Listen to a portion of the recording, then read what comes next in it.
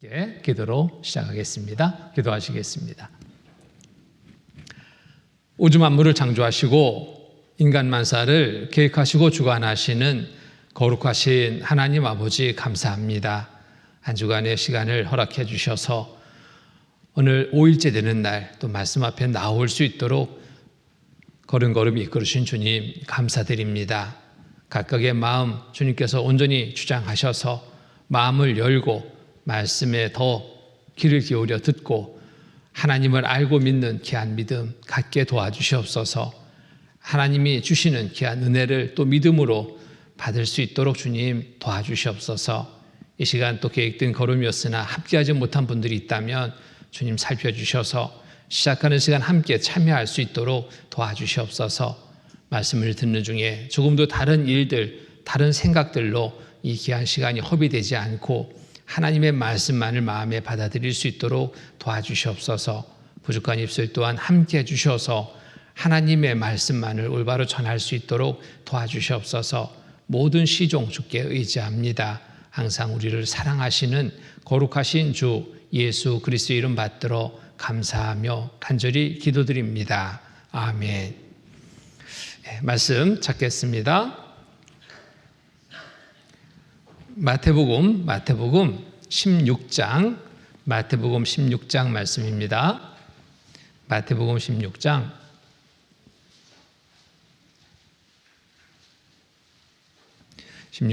2절 3절 말씀입니다. 마태복음 16장 2절 3절 찾으셨으면 함께 읽겠습니다. 예수께서 대답하여 가라사대 너희가 저녁에 하늘이 붉으면 날이 좋겠다 하고 아침에 하늘이 붉고 흐리면 오늘은 날이 굳겠다 하나니 너희가 천견은 분별할 줄 알면서 시대의 표적은 분별할 수 없느냐.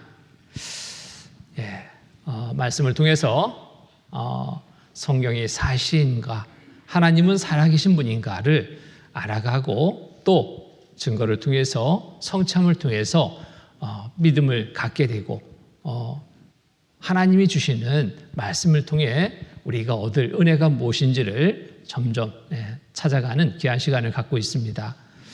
어제까지 말씀을 잘 들어주셨습니다. 정말 앞에서 이렇게 뵈니까요 너무 잘 집중해서 들어주셔서 제가 참 감사한 마음을 갖게 됩니다. 한 번도 조는 분이 없이 정말 잘 말씀을 경청하고 계신데 이번 한 주간의 시간 속에서 하나님이 여러분 모두에게 주시는 귀한 영생의 은혜를 선물로 받는 시간 되기를 바랍니다. 모든 일에 때가 있다는 거 우리 너무나 잘 압니다. 농부는 그 때를 놓치면 한 해 농사 망친다고 그러죠. 씨 뿌릴 때 씨를 뿌려야 되고 또 관리할 때 잘 관리하고 거둘 때 잘 거둬야 됩니다. 그 때를 모르면 한 해 농사 지었는데 남들은 많은 수확이 있는데 나는 수확이 없어서 정말 어려운 삶이 되는 거 농부들은 잘 알고 있기 때문에 그 시기를 놓치지 않으려고 애를 씁니다. 오늘 하루의 시간도 그렇습니다.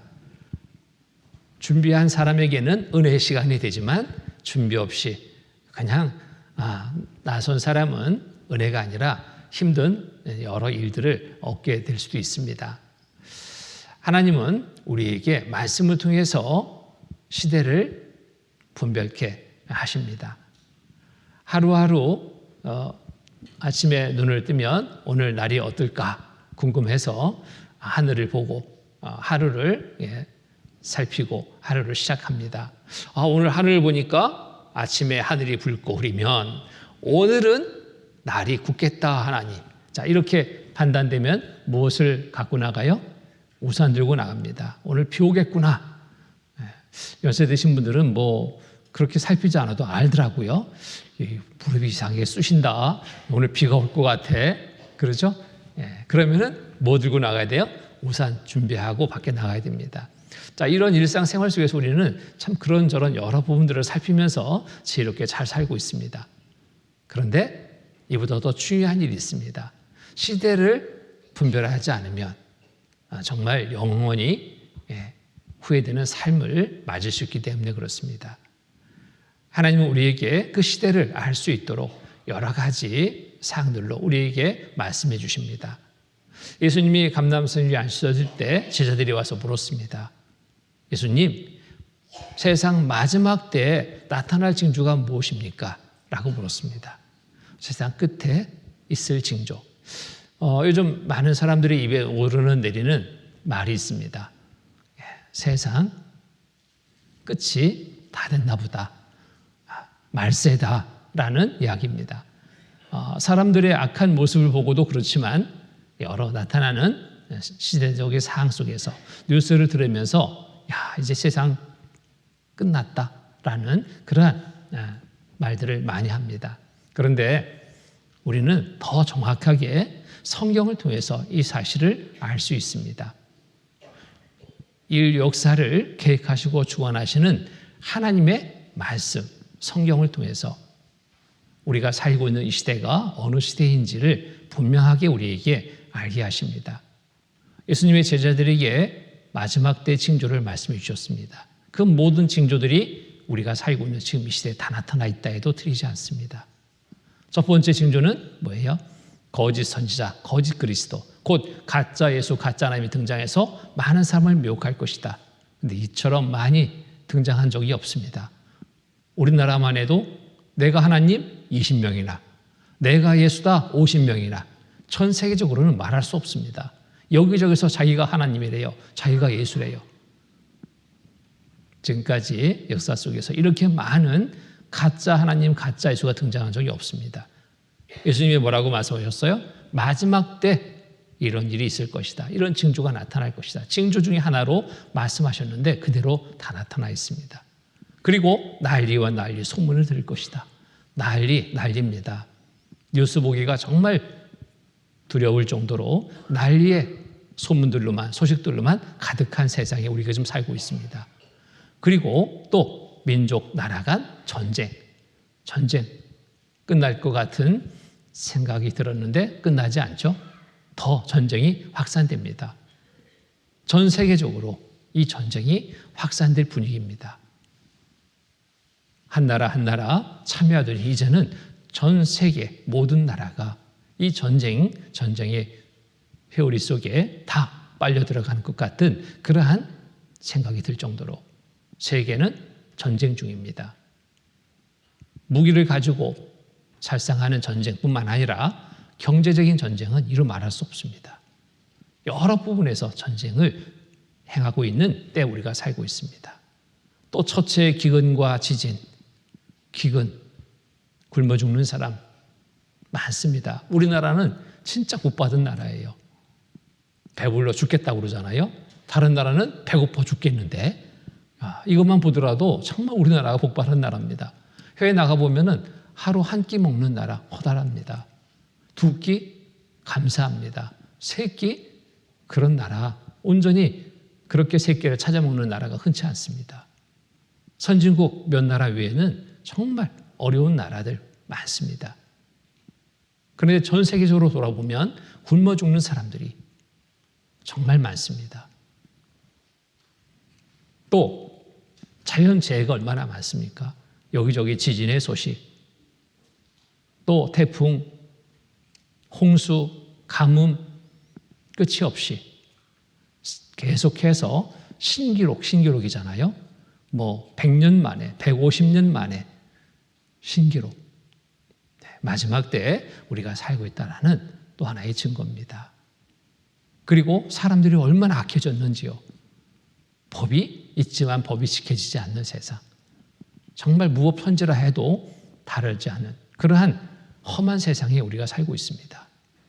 괜히 쳐다본다고 죽이고 아무나 당해라 죽이고 이건 또 위아래도 없습니다.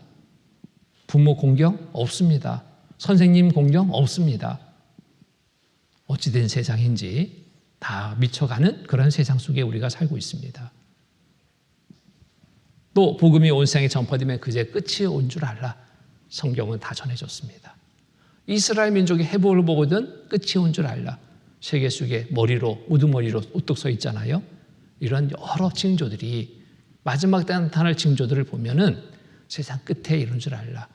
자, 시대를 구분해 보니까요. 하나님의 보신 인류 역사의 계기표 속에서 우리가 살고 있는 시대는 이방인의 시대, 은혜 시대 끝에 처해 있다 해도 결코 틀리지 않다라는 것을 여러 나타난 징조들을 종합해 볼 때 말할 수 있는 겁니다. 제가 임의대로 말씀드리는 게 아니라 성경 보고 징조 보면 딱 나타나는 그런 일들이기 때문에 말씀드립니다. 지금이야말로 여러분 자신을 위해서 준비해야 될 때입니다. 무엇을 준비해야 될까요? 오늘 비 올 것 같아 하면 우산 들고 나가는 준비는 잘하는데 여러분 자신을 위해서 무엇을 준비했습니까? 여러분 자신이 무엇이라고 생각합니까? 이 몸이 여러분 자신일까요? 아닙니다. 몸은 흙으로 돌아갑니다. 몇십 년 사는 것이 몸입니다. 몸속에 담겨있는 영혼이 여러분 자신입니다. 이것이 더 중요합니다. 왜냐? 이 육신은 몇십 년짜리, 영혼은 영원히 살게 됩니다. 이 영혼이 어디에 사는가 이게 정말 중요한 거 아니겠습니까? 영원한 지옥이 있고 영원한 천국. 나는 어디가 할까? 여러분 준비했습니까? 영원한 지옥에 들어간다면 큰일이잖아요. 성경에는 지옥과 천국에 대해서 자세히 말씀하고 있습니다. 성경에 기록된 모든 말씀들이 사실인 것처럼 우리 영혼이 가야 될 천국과 지옥도 사실입니다. 자, 어쨌든 우리가 살고 있는 이 시대는 마지막 때 우리 영혼을 준비할 수 있는 마지막의 시기다라는 것만큼은 틀림이 없습니다. 오늘 밤에 주님 오신다 해도 틀리지 않습니다. 성경에 거짓되지 않은 거예요. 그럴 정도로 우리가 이 끝자락에 지금 처해 살고 있다는 겁니다. 구원받은 그리스도인이 들림받아 올라가는 사건이 있은 후 이 세상에 있을 7년 환란이 있을 일들도 보니까요 다 준비되어 있어요. 다. 7년 환란 초기에는 평화의 무드 속에 전 세계가 또 하나 되는 하나의 세계 정부가 등장할 것이 너무나 당연한 현실이라는 것을 알 수 있습니다. 많은 사람들이 갑자기 없어졌습니다. 여기저기 사건, 사고들이 전 세계적으로 동시다발적으로 발생되죠. 이 문제를 어떻게 해결할까? 어느 한 나라의 지혜로는, 힘으로는 감당할 수가 없는 겁니다. 서로 싸우고 있는 싸움터도 있습니다. 그런데 우리가 지금 서로 이 총 들고 칼 들고 싸울 때가 아니라 이 문제부터 해결하자. 그래서 기한부 평화조약이 맺어집니다.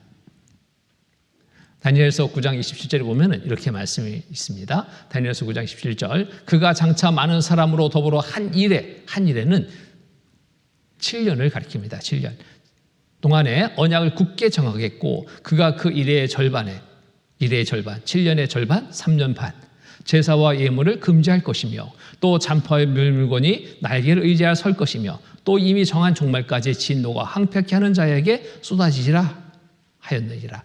자, 전 3년 반, 후 3년 반으로 나눠지는 7년 환란에 대해서 이렇게 예언하고 있습니다. 전 3년 반에는 그래도 좀 견딜만 하다. 그런데 후 3년 반에는 그렇지 않습니다. 거짓 평화. 자, 이 거짓 평화가 어디에서 일어날까? 지금 화약고처럼 계속 싸우고 있는 언제 터질지 모르는 이 중동 이스라엘 중심으로 해서 지금 싸움이 막 일어나고 있잖아요. 7년간 우리 휴전 평화하자. 평화를 맺게 됩니다. 전 세계가 평화의 무드 속에 휩싸이고 하나의 세계 정부가 등장합니다. 왜? 문제를 해결하기 위해서. 그런데 이 세계 정부 필요성에 대해서 이미 다 공감하고 이미 많은 부분이 준비되어 있다는 것을 볼 수 있습니다. 세계 정부의 탄생을 구한다. 이렇게 서로 자국의 이익을 쫓아 살다 보니까 싸움이 있는 거예요. 싸움. 내가 손해 안 보려고 싸우는 거잖아요. 그런데 이거 우리 싸워서는 안 된다. 싸우지 말자. 근데 어떻게 하면 싸우지 않을 수 있느냐? 하나의 나라가 되면, 그렇잖아요. 세계가 하나 되면 싸울 일이 없는 거예요. 그러니까 세계 정부 탄생을 고함. 이런 내용들로 기사가 실립니다. 나는 앞으로 100년 내 우리가 알고 있는 뜻의 민족이라는 단어는 고사전에서나 찾아볼 수 있는 단어가 될 것임을 확신한다. 모든 국가들은 하나의 세계적 권위를 인정할 것이다. 자, 이렇게 될 것이다. 세계의 정부로 세계와 통제를.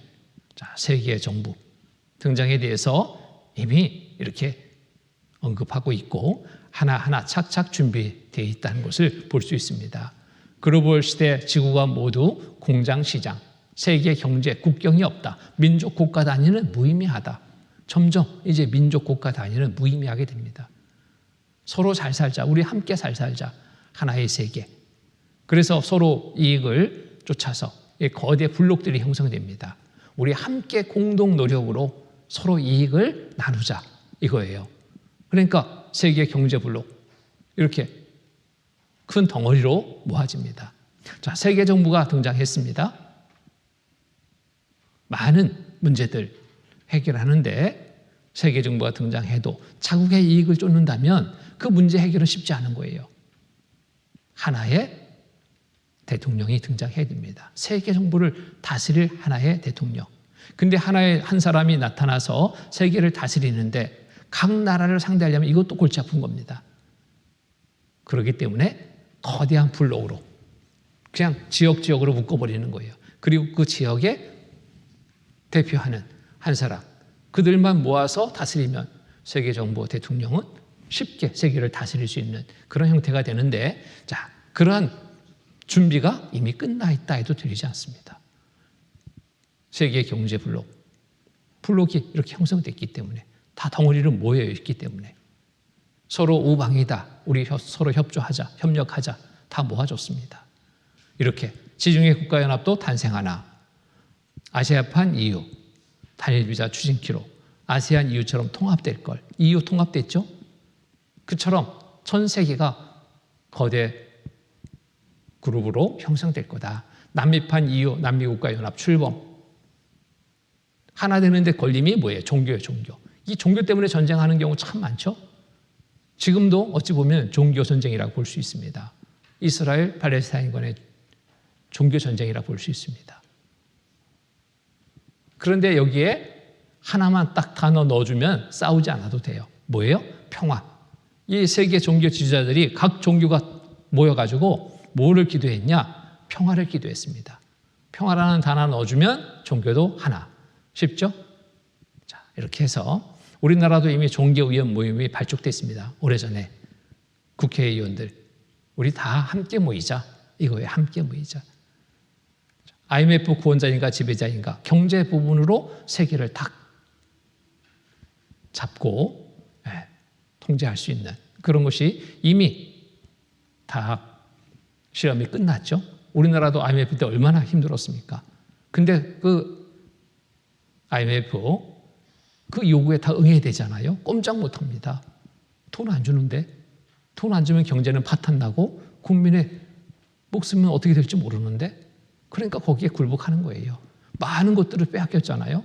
자, IMF 세계정부로 부상, 지구촌 경제 새 지배자로 부상했다. 자, 세계적으로 많이 일어나는 문제들, 이거 문제 해결할 수 있는 사람이 등장하면 그 사람 앞에 모두가 다 굴복합니다. 한 사람이 등장할 것을 이렇게 얘기하고 있는데, 자, 여기 보면은 지구촌은 현재 길을 잃고 방황하며 방향 제시가 없고 대부분의 국가들은 자신들의 지도자를 좋아하지 않는 것을 드러났다. 모든 곳에서 사람들은 변화를 외치고 있다. 그러나 그러한 요구에 응답한 지도자가 없다. 그런데 문제를 시원시원하게 해결해 줄 한 사람이 등장하면 거기에 모든 사람 좋다고 쫓아가는 거예요. 적그리스도의 등장입니다. 이 부분에 대해서 성경은 이미 이연되어 있습니다. 죽었다 살아난 한 사람이 많은 능력을 나타내 보일 것을 예언합니다. 그리고 내가 하나님이다 등장합니다. 많은 사람들은 그 앞에 굴복합니다. 사람들은 힘이 없음을 느끼며 자신들의 의지를 반영하려 하며 무엇인가 변해야 한다고 믿지만 현재 지도자를 보면서 역겨워하고 있다. 사람들은 변화를 원한다. 그것도 한두 곳이 아니라 지구촌 전체의 불길처럼 일하는 요구다. 전 세계 모든 사람들이 지금 요구거든요. 자국의 대통령들 신뢰하지 않아요. 뽑아놓긴 했는데 왜 신뢰하지 않습니까? 만족할 수가 없잖아요. 사람이 각각 만족하는 게 어디 있습니까? 없어요. 그러니까 다 불신해요 또.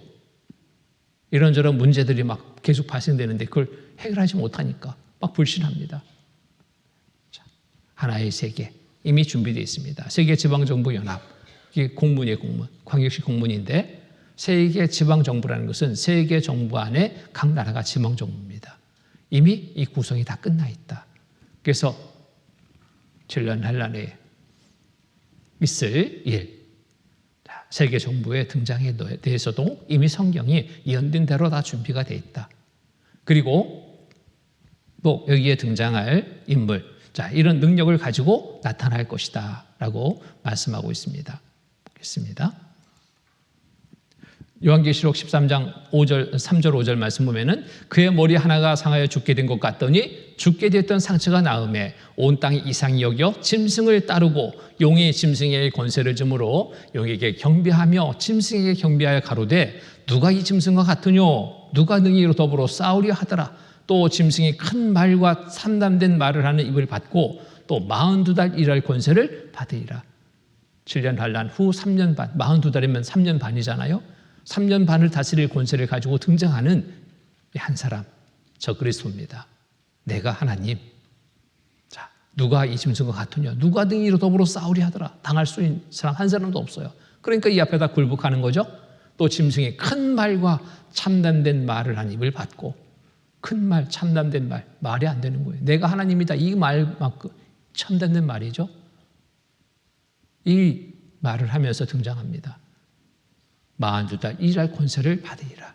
근데 42달 일할 권세, 3년 반, 7년 환란 중에 후 3년 반을 다스릴 권세를 가지고 나타나는데, 자, 다스릴 수단은 어떤 것을 사용할 것인가에 대해서도 성경은 예언되고 있습니다.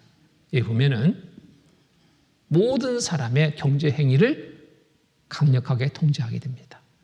그리고 모든 삶을 통제하게 됩니다. 어떻게? 표를 받게 해서. 자, 여기 요한계시록 13장 16절 18절 말씀 보면은 저가 모든 자고 작은 자나 큰 자나 부자나 빈궁한 자나 자유한 자나 종들로 그 오른손이나 이마에 표를 받게 하고 누구든지 이 표를 가진 자 외에는 매매를 못하게 하니 사고팔고 못합니다. 이 표는 곧 짐승의 이름이나 그 이름의 수라. 지혜가 여기 있으니 총명 있는 자는 그 짐승의 수를 세어보라. 그 수는 사람의 수니 666이니라. 우리가 지금 다 알고 있는 거죠. 지금 쓰고 있잖아요. 오른손과 이마에만 안 받았지 이 모든 준비는 끝나 있습니다. 끝나 있어요. 오른손과 이마에 받을 표 666이라고 그랬습니다. 경제 행위를 철저하게 강력하게 통제하는 수단이 됩니다. 자, 우리가 경제 행위를 어떻게 했습니까? 시작은 자급자족으로 내가 농사져서 내가 먹고 사는 거. 그런데 또 필요한 게 있으니까 또 바꿔 쓰기 시작했습니다. 물물 교환으로. 그런데 그것도 참 불편해요. 물건을 잔뜩 가지고 와서 또 서로 바꾼다는 게. 그래서 등장한 것이 이제 화폐 지도입니다. 너무 편리했죠? 근데 우회조 때문에 이제 문제가 생깁니다. 혼란이 일어나는 거예요. 자, 간멸기도 두 손 번쩍 들 정도로 아주 정교하게 만들어도 정교하게 우회조. 이 당할 수가 없는 겁니다. 이 문제 어떻게 해결할까? 이 경제적으로 굉장히 혼란스러운 상황인데 카드를 쓰자. 아예 돈도 말고 카드 쓰자. 그럼 우회조 안 될 거 아니냐. 그래서 많은 카드가 등장했습니다. 이거 정말 많은 카드 소지한다는 게 불편하니까 하나 카드로 만들었습니다. 마스터카드. 이 카드 한 장이면 어디 가든지 먹고 사는데 지장 없습니다. 해외 가도 카드 한 장 들고 가면 돼요. 옛날에는 현금 들고 뭉치들 들고 갔잖아요. 그러니까 범죄의 표적이 됐대요. 우리나라 사람들이. 예? 돈 뭉치 많이 가지고 오는 사람들. 근데 이제는 카드 한 장 들고 가니까 그런 표적은 아니죠. 어쨌든 이 카드가 참 편리하게 지금 사용하고 있는데 누구나 하나씩 다 들고 있잖아요. 그런데 이것도 문제입니다. 이것도. 카드 없으면 지구를 떠나할 정도로 사용이 대세인데 잘 쓰면 재테크지만 잘못 쓰면 큰 낭패. 이것도 우위조가 되고 이것도 이 분실했을 경우는 또 문제가 생기는 거예요. 분실했을 경우 누가 사용한 것을 갚아야 돼요? 카드 주인이. 쓴 사람이 갚는 게 아니라 카드 주인이 줘가지고 훔쳐가지고 쓰면은 그 사용된 것을 내가 내야 됩니다. 참 이 불안하기 그지없습니다. 저도 전화를 받았어요. 카드사에서. 지금 어디 계십니까? 제주에 있을 때 제주에 있습니다. 아, 그렇습니까? 미국에서 카드 사용해서 승인 요청이 와서 혹시 몰라서 전화를 드렸습니다. 내 카드가 어떻게 도용됐는지 미국에서 쓴대, 미국에서. 야, 그걸 보면서 야, 이거 빨리 표 받아야 되는 시대가 올 수밖에 없구나 생각이 들었습니다. 그래서 그 사용하던 카드를 다 폐기하고 다시 발급받은 적이 있는데요. 그렇습니다. 누구나 그런 일들을 좀 경험합니다. 정말 불안합니다. 불안하죠?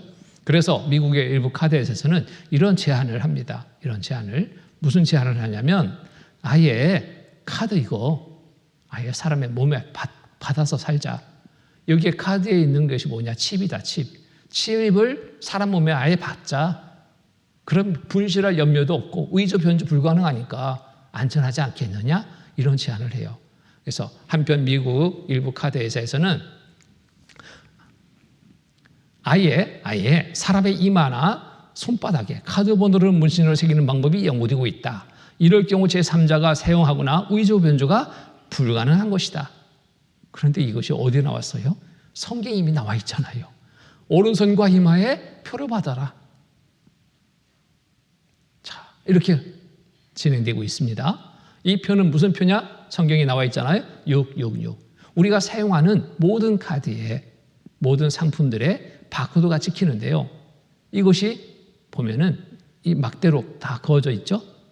이게 시작에 6, 중간에 6, 끝에 6입니다. 가는 선 두 선이 6이에요. 6. 이것이 없으면 컴퓨터가 읽지를 못합니다. 666이에요. 이게 66 바코드 시스템인데 전 세계적으로 이것이 사용되는 이유가 있습니다. 444, 999도 있어요. 그런데 이것들은 특허가 공개되지 않아서 이 시스템을 쓰려면 돈 주고 써야 되고 또 에러 확률이 많습니다. 잘못될 확률이 많은 거예요. 잘못 읽혀가지고 엉뚱한 것이 될 수 있는. 그런데 이 66 시스템은 그렇지 않습니다. 특허가 공개돼서 공짜로 쓰면서 에러 확률이 적다. 잘못될 확률이 적다. 그래서 전 세계적으로 지금 이 66 시스템을 채택해 쓰고 있는데 공교롭게도 성경에는 오른손과 이마에 받아야 될 표 뭐라고요? 666이다. 우연의 일치일까요? 자, 보세요. 이렇게 받을 수밖에 없는 시대가 올 것이다. 1990년 12월 3일자 조선일보에 실린 기사입니다. 인간 바코드 시대 올 것인가? 이 바코드를 인간에게 새기는 날이 멀지 않았다는 주장이 있다. 모든 사람에게 각기 다른 바코드를 부여함으로써 신분을 확인할 수 있을 뿐 아니라 각종 거래에 이 바코드를 사용하여 거래의 부정이나 범죄를 원천적으로 방지할 수 있다는 것이다. 참 좋다 이거죠. 그러나 문제는 바코드를 사람의 몸 어디에 또 어떻게 새기느냐 하는 문제가 남는다. 모든 사람에게 문신을 새길 수밖에 없는데 이에 대해 신학적으로 반박하는 사람도 있다. 어디다 새겨야 되느냐? 여기처럼 등에다 새기면 문제가 생깁니다. 남자분 같으면 체격이 좋은 분들 같으면 자랑 삼아도 우통 벗고 다니던데 여자분들 같으면 이게 좀 곤란하죠? 물건 샀는데 등에다 바코드 찍어 놓으니까 받아 놓으니까 옷 벗어야 돼. 옷 벗고 계산해야 됩니다. 이게 되겠어요? 이거는 아니죠. 이거는 오케이가 아니라 너 여기는 아니다. 성경이 어디에 받으라고요? 오른손과 이마에. 오른손과 이마에. 자, 오른손에 받아야 될 이유가 과학적으로도 입증이 됐습니다. 오른손, 각 사람의 오른손의 정맥 구조는 같은 사람이 단 한 사람도 없대요. 다 틀리대. 이 정맥 구조가, 오른손의 정맥 구조가. 그래서 여기에 이것이 그 사람의 비밀번호를 대신하는 거예요. 정맥 구조가. 한번 컴퓨터에 딱 입력이 되면은 손만 대면 이 사람이 누군지 정맥 구조를 확인하고 신분을 확인합니다. 그리고 여기에 받아 있는 바코드를 스캔하면서 거래가 진행되는 겁니다. 왼손의 정맥 구조 이것은 쌍둥이일 경우 같을 수도 있대. 그러니까 여기는 자기만의 가지고 있는 것이 되지 못하는 거예요. 오른손이어야 된다. 과학적으로도 입증됐습니다. 그래서 이 정맥 구조로 그 사람의 신분을 확인하는 이 방법이 자, 삼성에서 특허를 했습니다. 그래서 이것이 실제 지금 사용되고 있어요. 삼성 스마트워치 정맥으로 본인 인증한다. 보면은 자, 삼성 정맥으로 본인 인증하는 기술 특허 취득 스마트워치에 탑재된 생체 인증 수행할 것. 자, 어떻게 알고 이렇게 빨리 특허를 내는지 모르겠어요. 자, 이렇게 된다. 또 사람의 이마 밑에는 눈이 있어요. 눈. 이 눈의 홍채는 같은 사람이 한 사람도 없습니다. 저도 홍채를 찍어봤거든요. 제 홍채, 또 가까이 있는 사람 홍채, 제 가족 홍채 찍어보니까 같은 게 하나도 없어요. 다 달라 이렇게. 이게 다 달라요. 이렇게. 이 홍채가 그 사람의 비밀번호를 대신하는 겁니다. 그 사람의 신분을 확인해 주는 겁니다. 아무개 맞구나. 한번 입력해 놓으면 아무개 맞구나. 자, 이것도 삼성에서 이미 다 특허를 내놨습니다. 삼성 갤럭시 S5의 홍채 인식 센서. 자, 지문 인식 센서는 잊어라. 우리는 눈동자 인식 센서로 간다. 그게 정확한 거예요. 지문은 이 지문이 안 나타나는 사람이 있어. 지문이 막 다 지워져 가지고요. 외국에 가는데 한 자매가 청년 자매인데 안 나와요. 예? 그 외국에 입국 심사 봤는데 안 나오는 거예요. 이게 문제가 있나? 봤더니 이 지문 인식을 해야 되는데 지문이 안 나와. 지문이. 그러니까 막 아주 진땀 빼고 있습니다. 근데 이제는 뭐예요? 홍채로 하든 또 정맥으로 하든 하면은 이 문제가 없어요. 모두 다 자기 것에 대해서 확인할 수 있는 그런 상황이 된다. 자, 이렇게 해서 그래서 이제는 여권 꺼낼 필요도 없이 빠르게 출국 이런 상태 곧 이제 이르게 됩니다. 여권 꺼낼 필요도 없어요. 한번 딱 컴퓨터에 넣어놓으면 갖다 눈만 대면 돼. 갖다 손만 대면 돼. 너무 편리하죠? 그 사람의 신분이 그것으로 확인되니까 거기에 있는 정보가 쫙 읽히는 거예요. 그러니까 여권 꺼낼 필요도 없어. 지금 여권 스캔하고 뭐 지문 스캔하고 뭐 안면 인식 이런 거 하는데 이게 필요합니다. 이제는 필요 없어요. 여권 꺼낼 필요도 없이 빠르게 출입. 인천공항 안면 인식 도입. 여기 안면 인식하면서 홍채를 딱 인식하면 모든 것은 쉽게 끝납니다.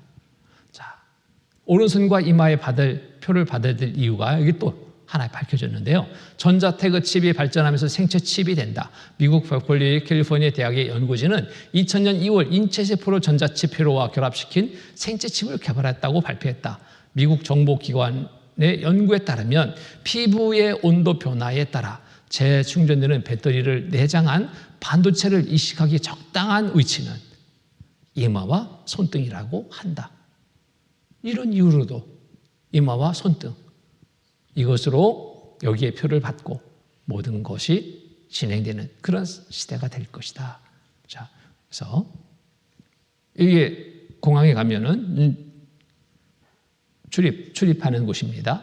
자, 이것이 없을 때는 일일이 사람이 확인했어요. 지금도 이렇게 있는 곳도 있지만 여기에 이 정맥 구조를 인식하지 않은 사람은 계속 신분증 꺼내 가지고 항공권 신분증 확인해서 들어가게 합니다.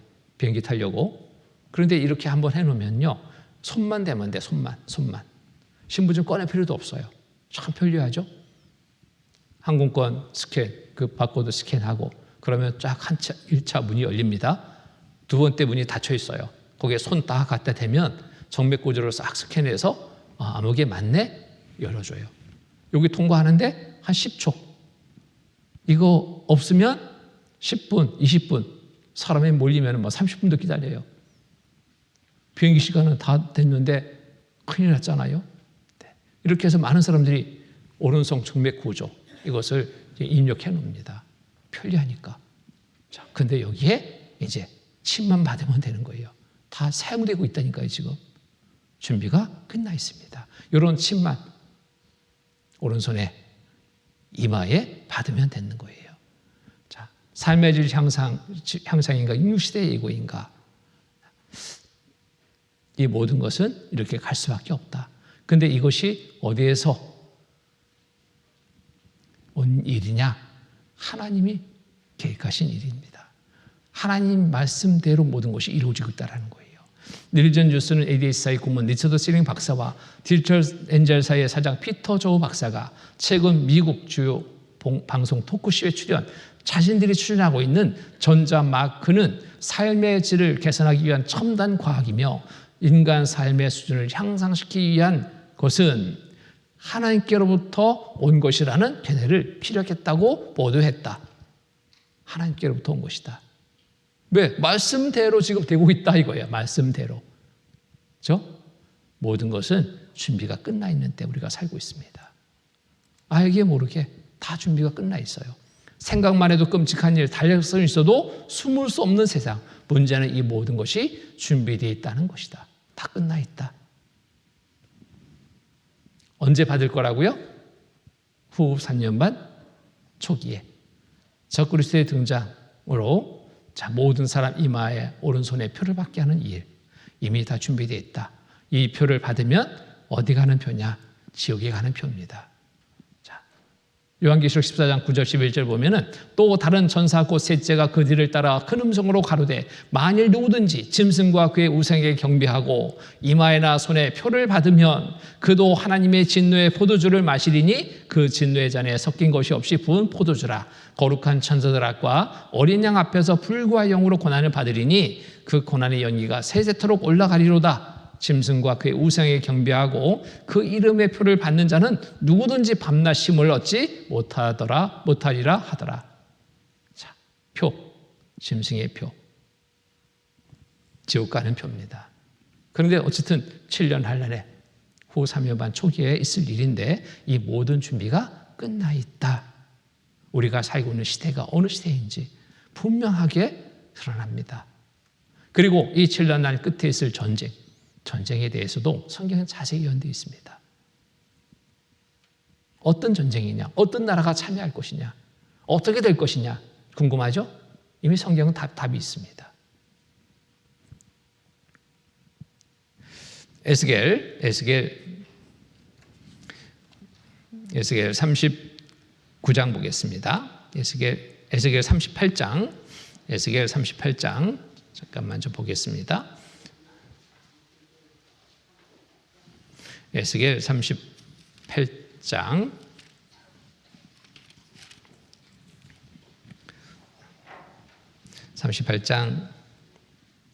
1절부터 제가 읽겠습니다.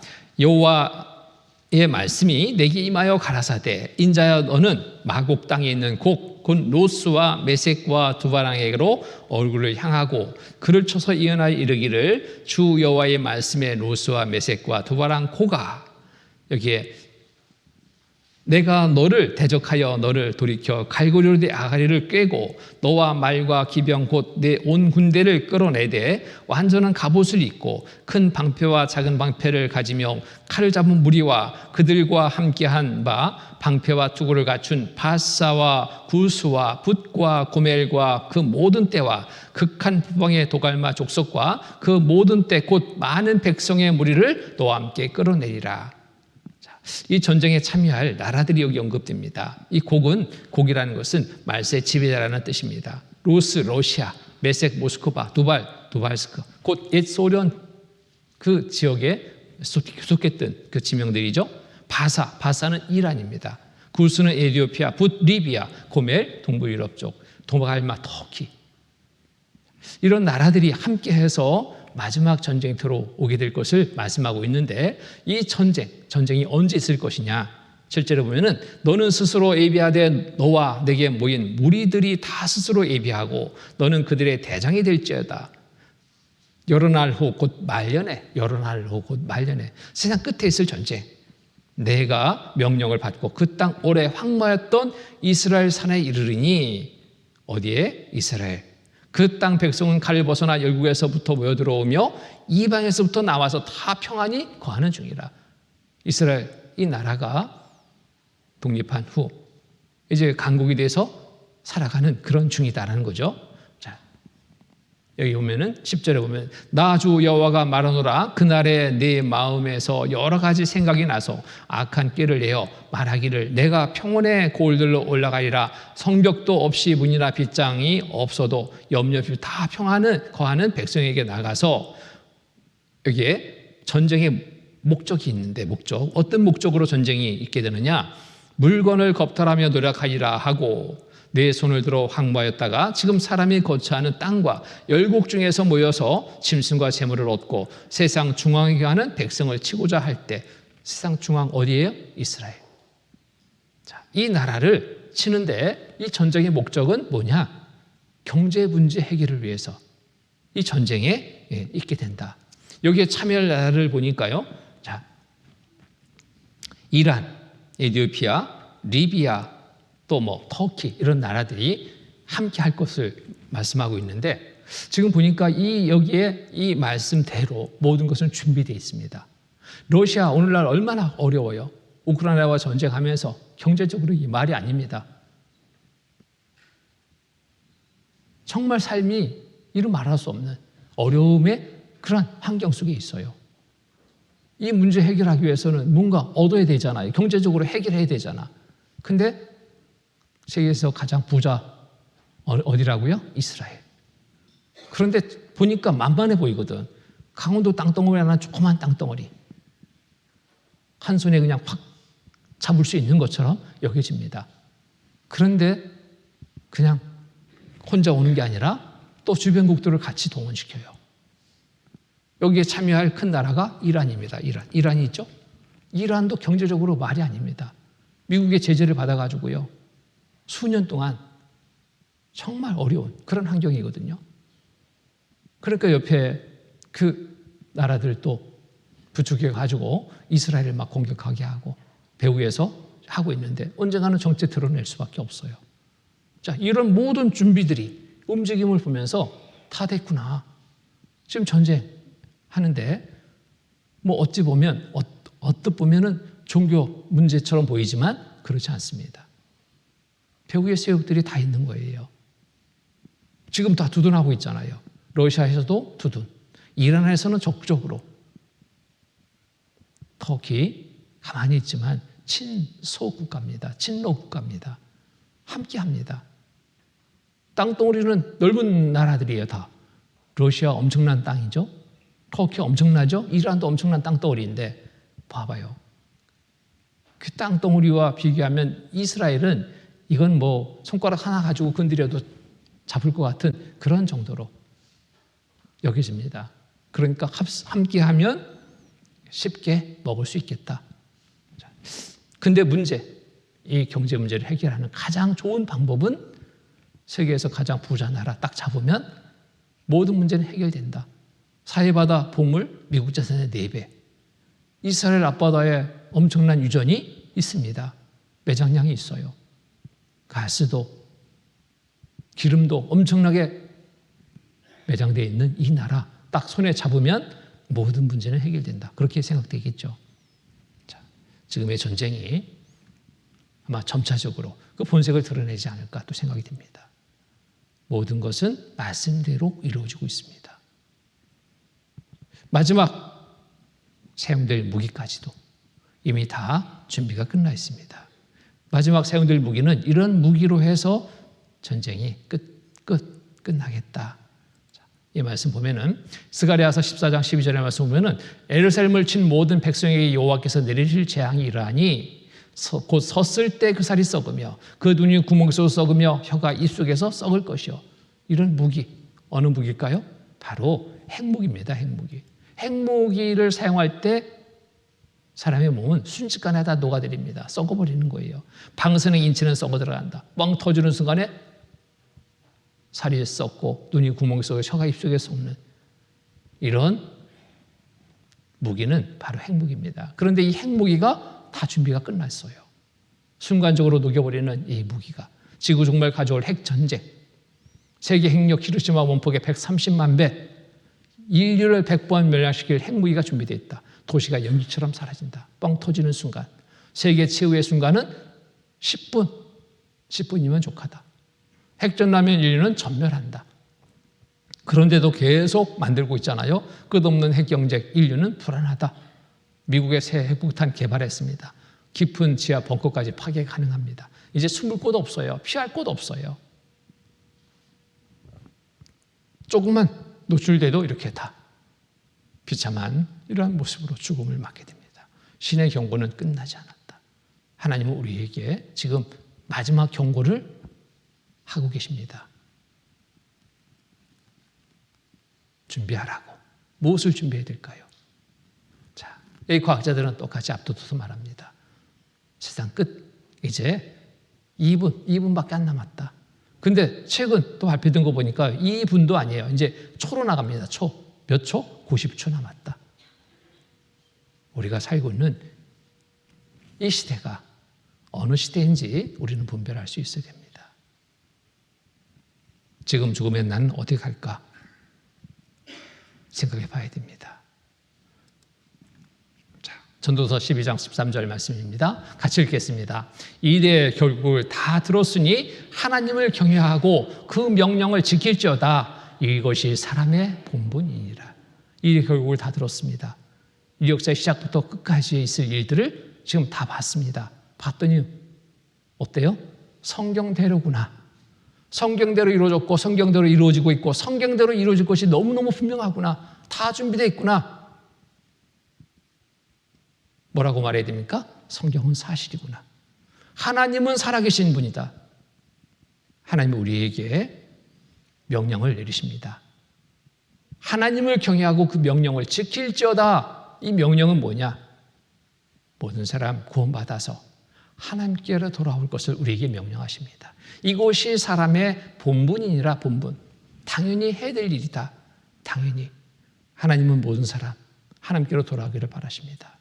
디모데전서 2장 4절의 말씀 보면은 하나님은 모든 사람이 구원을 받으며 진리를 아는데 이르기를 원하시느니라.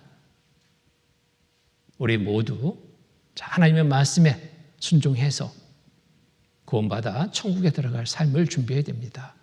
이것이 하나님의 명령에 따르는 것이고 우리 모두의 본분이라는 겁니다.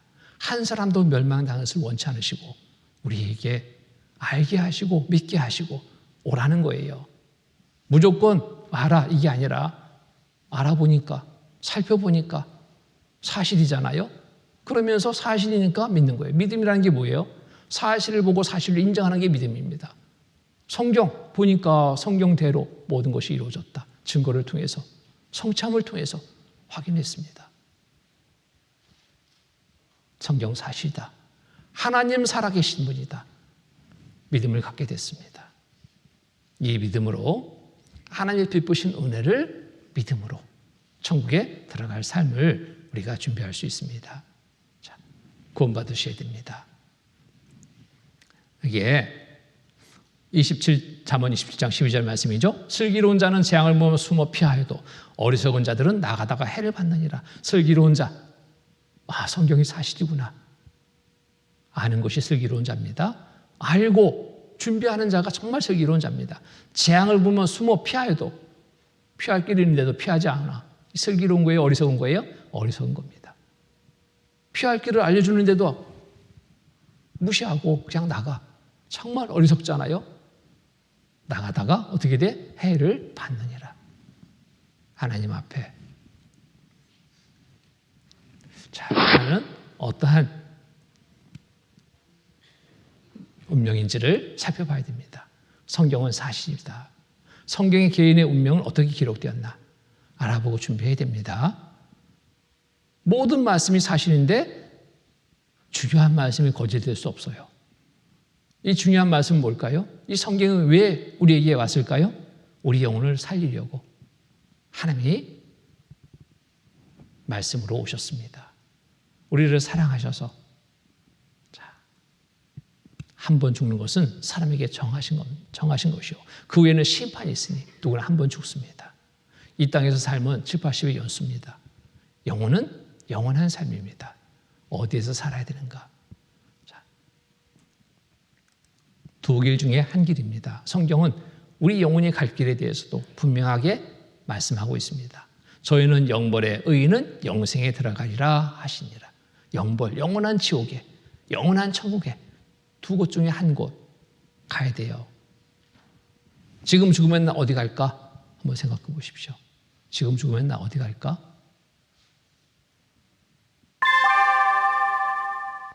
천국, 지옥. 여러분의 양심으로 한번 살펴보십시오. 저도 개인적으로 참 이 질문을 받고요. 처음에는 뭐야 이게 무슨 질문이 이래? 생각이 들었어요. 아니 지금 젊은 나이에 뭐 죽는다고 생각해보지 않은 일을 막 질문하니까요. 처음에는 좀 기분이 언짢더라고. 아니 젊은 나이인데 뭐 죽는다고 얘기하냐, 죽음을 뭐 얘기하냐. 기분이 언짢았는데 재차 질문을 받았습니다. 지금 죽으면 어디 갈 것 같아요? 그때부터 죽음에 대해서 생각하게 되더라고요. 얼마 전 동료가 죽었는데도 나는 무관한 것처럼 생각했습니다. 그런데 그것이 아니었습니다. 나도 죽는구나. 생각해 보니까 갑자기 두려워지는 거예요. 천국, 지옥 자세히 알지 못하는데 내 양심은 나를 어디로 몰고 가냐 봤더니 지옥으로 몰고 가는 거예요. 왜? 그간에 묻혀져 있던 내 잘못된 삶이 다 순간적으로 드러나는 거예요. 용수철에 튕겨져 나오는 것처럼 눌러있던 그 잘못된 것들이 확 튀쳐나오니까 갑자기 두려워졌습니다.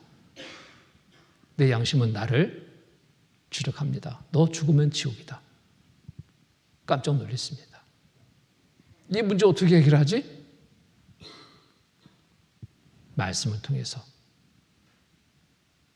권한받고 말씀을 듣게 됐습니다. 말씀을 통해서 이 죽음의 두려움을 해결할 수 있었습니다. 지옥이 아닌 천국의 삶을 준비할 때 이 죽음의 문제는 해결됐습니다. 평안 가운데, 기쁨 가운데 감사함으로 살아갈 수 있는 날들이 될 수 있었습니다. 지금 죽으면 난 어디로 갈까? 여러분 양심으로 한번 여러분 자신을 살펴보십시오. 말씀을 들었던 분이라도 나 구원받았어 라고 생각했던 분이라도 정말 나 구원받은 건 맞아? 하나님 앞에 섰을 때 나 모른다면 큰일이잖아요? 그때는 기회가 없습니다. 늦었어요. 오늘 내일 말씀을 통해서 여러분 각자 정말 여러분의 믿음을 확인하고 확증하십시오. 지금 죽으면 나 어디 갈까? 남의 일처럼 생각하지 말고 두리뭉실 생각하지 말고 내 교회 다니니까 내가 열심히 했잖아. 이런저런 그 행위적인 것 앞세우지 말고 솔직하게 하나님 앞에 섰을 때 난 어디 가게 될까? 생각해 보십시오. 천국 아니면 지옥입니다. 두 곳 중에 한 곳입니다. 지옥에 가시면 안 됩니다. 지옥이 어떤 곳이냐? 지옥은 이런 곳입니다. 지옥의 특징, 성경에 여러 곳에 이렇게 자세히 기록되어 있어요. 지옥이 이런 곳이라고. 꺼지지 않는 불이 지옥입니다. 불이 안 꺼져요. 꺼지지 않는 불 속에서 새도록 고통받는 삶이 지옥의 삶입니다. 생각해 보십시오. 슬피 혈매 이를 갑니다. 기회가 이렇게 있었는데 내가 기회를 잡지 못했어. 지옥에 가서 고통받을 때 더 그 고통이 클 거죠. 그때 내가 잡을 걸, 그때 말씀을 잘 들을 것 얼마나 후회하겠습니까? 지옥에서 고통이 더 큰 거예요. 그러니까 불과 유황에 타는 곳입니다. 구더기도 죽지 않고 불러서 소금치 타는 곳입니다. 구더기도 죽지 않아요. 내 살을 막 파먹습니다. 코로 입으로 막 구더기가 들어옵니다. 끔찍합니다. 아무리 소리쳐도 방법이 없어요. 그런 고통을 세세토록 받아야 되는 거예요. 밤낮 쉬지 못합니다. 이 세상에서는 아무리 힘든 일을 해도 밤이 있어서 할만해요. 견딜만 해요. 밤에 쉬고 나면 다음날 또 힘이 생기잖아요. 근데 지옥은 밤낮 쉬지 못하는 곳입니다. 고통스러운 의식이 영원히 남아있는 곳.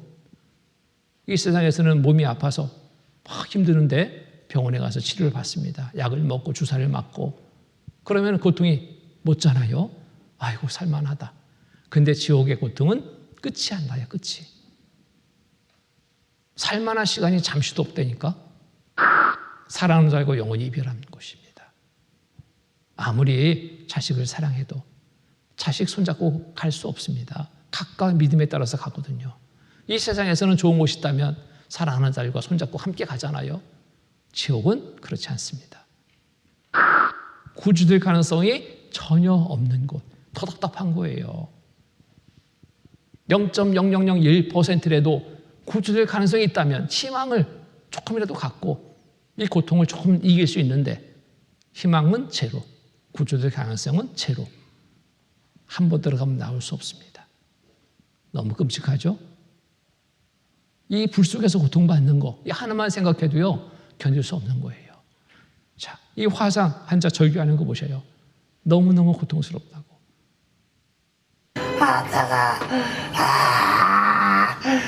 진짜 죽겠어. 이거 못 참겠다. 다 했어. 조금만. 아니, 다 했어도 뜨거운 거 어떡해. 뜨거워. 소독 살살려. 와, 지금 너무 아파요. 지금 너무 아파. 아프지? 지금 너무 아파요. 지금 못 참겠어요. 못 참겠어요. 못 참겠어요. 이 화상 환자는 지금 치료 중입니다. 희망이 그래도 있어요. 치료 중이니까 나을 수 있겠다는 희망. 그런데도 지금 못 찾겠다고 그러잖아요. 얼마나 고통스러운지. 근데 지옥은 희망이 없습니다. 나을 수 있는 희망, 나갈 수 있는 희망 없어요. 이곳이 지옥이라니까요. 이곳에 들어가셔야 되겠습니까? 이곳에 들어가시면 안 되잖아요. 천국에 들어갈 삶을 준비하지 못했다면 너나 할 것 없이 들어갈 곳은 지옥입니다. 이곳입니다. 지금 죽으면 나 어디로 가지? 이 지옥 가면 안 됩니다. 지옥에 가면 안 됩니다. 천국에 가야 돼요. 천국. 하나님은 모든 사람이 구원받아서 천국에 오기를 바라셔요. 천국은 어떤 곳이길래 오라고 하느냐? 천국은 이런 곳입니다. 하나님이 함께 거하는 곳입니다. 눈물이 없습니다. 사망이 없습니다. 애통하는 것, 곡하는 것, 아픈 것 없습니다. 무엇이 있을까요? 기쁨이, 즐거움이 넘치는 곳, 찬송만이 있는 곳, 이곳이 천국인 거예요. 12가지 보고서로 꾸며진 집, 이런 집이 세상에 어디 있습니까? 천국이 이런 집이라니까요. 이곳에서 영원히 사는 겁니다. 기쁨으로 사는 곳이 천국입니다. 12 진주문의 길은 맑은 유리 같은 정금이더라. 그 길이 뭐로 깔리는가 봤더니 금으로 깔려야 돼, 금으로. 야, 이런데 보셨습니까? 세상에 아무리 부자라도 이런 집 보셨습니까? 이곳에서 얼만큼? 영원히. 이곳에 가셔야 되지 않겠어요? 자, 지옥 아닌 천국 갈 수 있게 우리 준비해야 됩니다. 준비 안 하면 어디 간다고요? 지옥. 준비하면 천국. 무엇을 준비해야 될까요? 천국에 갈 믿음을 준비해야 됩니다. 마태복음 7장 21절 말씀 찾겠습니다. 마태복음 7장 21절. 예, 찾으셨으면 함께 읽겠습니다. 나더러 주여 주여 하는 자마다 천국에 다 들어갈 것이 아니요 다만 하늘에 계신 내 아버지의 뜻대로 행하는 자라야 들어가리라. 마태복음 7장 21절 말씀. 나더러 주여 주여 하는 자마다 천국에 다 들어갈 것이요 하면 참 좋겠죠. 교회당 한 번만 나와도 천국이다. 얼마나 좋겠어요. 그런데 그게 아니죠. 뭐라고요? 천국에 다 들어갈 것이 아니요. 아니요 그랬습니다. 자, 어떻게 그러면 천국에 갈 수 있습니까? 지옥 아닌 천국 가야 되는데 다만 하늘에 계신 내 아버지 뜻대로 행하는 자라야 들어가리라. 자, 하나님 아버지 뜻대로 행하는 자가 천국 갑니다. 자, 그러면 뜻대로 행하기 위해서는 뜻이 무엇인지 알아야지 뜻대로 행할 수 있겠죠. 자, 나름대로 천국에 가려고 이것이 하나님의 뜻일 거야 라고 생각해서 이렇게 행하는 많은 사람들이 있습니다. 하나님의 뜻대로 행해야 천국 가는데 교회에 열심히 나가는 거 이게 하나님의 뜻이지. 그러면 천국 가지. 헌금 많이 하는 거 이게 하나님의 뜻이야. 이거 많이 하면 천국 가. 봉사 많이 하는 거, 기도 많이 하는 거, 착한 일 많이 하는 거, 이게 하나님의 뜻이고 이대로 하면 천국 갈 수 있다. 열심히 믿으려 하는 거, 율법을 잘 지키려 하는 거, 하나님의 뜻일까요? 이대로. 그런데 문제는 이 모든 것들을 얼만큼 해야지 된다, 이런 기준이 없어요 또. 그런데 율법을 통해서 그 기준을 정하는데, 자, 이렇게 하는 게 좋다, 좋은데 이렇게 이것으로 천국 가려 한다면 이렇게 하라. 어떻게? 왜냐면 갈라디아서 3장 10절의 말씀 보면은 무릇 율법 행위에 속한 자들은 저주에 있나니 기록된 바 누구든지 율법책에 기록된 대로 온갖 일을 항상 행하지 아니하는 자는 저주 아래 있는 자라 하였습니다. 자, 열심히 하는 거 좋다. 그런데 항상, 온갖 일을 항상. 율법을 지키려고 하는데 율법을 지키려고 하는 거 좋다. 그런데 얼마큼 지켜야 되느냐, 이게 참 중요하죠. 율법은 몇 가지로 기록했냐면, 성경을 보면은 지켜야 될 것을 이렇게 많게 기록했어요. 호세아서 8장 12절의 말씀 보면은 내가 저를 위하여 내 율법을 10,000가지로 기록하였으나, 10,000가지. 지켜야 될 율법이 10,000가지다.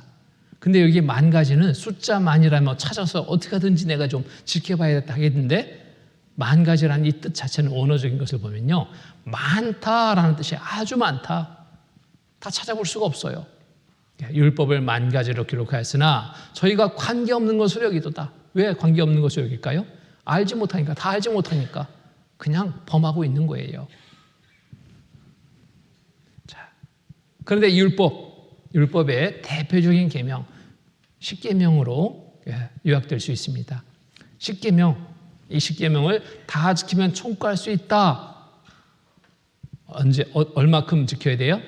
온 율법을 항상 지키면 천국이다. 십계명 앞에 서봤습니다. 이것을 항상 다 지키면 천국이다 했을 때 지킬 수 있는지 없는지 이 길을 확인해 봐야 됩니다. 다른 신을 섬기지 말라. 이미 다 다른 신을 섬겼습니다. 하나님 알기 전에. 우상을 숭배하지 마라. 우상 숭배 정말 많이 했죠. 하나님보다도 좋아하는 것이다면 우상 숭배라 했는데, 여러분 마음속에 그간에 무엇을 쫓았습니까? 돈, 자식, 남편, 아내 등등등 여러 부분에서 하나님 생각하지 않고 먼저 우선순위를 두고 쫓았던 많은 것들이 있습니다. 우상 숭배 범했습니다. 하나님 이름을 망설일 것이 마라. 하나님이 있기는 어디 있어? 이 망령들이 걷는 거예요. 그런 생각 한 번도 안 했습니까? 이런 말 한 번도 안 뱉었어요? 이미 범했습니다. 안식일을 거룩히 지키라. 언제가 안식일인지도 몰랐습니다. 안식일은 금요일 저녁부터 토요일 저녁까지가 안식일로 정하고 있는데, 이때 지키려면 아무것도 한마디로 하지 말아야 돼. 빨래 안 돼요. 시장 가는 거 안 돼. 직장 가는 거 안 돼. 학교 가는 거 안 돼. 이스라엘 갔더니 안식일이 되니까요. 아니, 호텔에 그 엘리베이터에 버튼도 안 누르는데 층층이 다 쓰는 거예요. 참, 왜 이랬을까? 버튼 누르는 것도 안식일을 범하는 거라고. 그 유대인들은 다른 사람이 대신 눌러주기를 기다려요. 자기가 범하지 않으려고. 근데 우리는 그거 알지도 못했죠? 다 범해버렸습니다.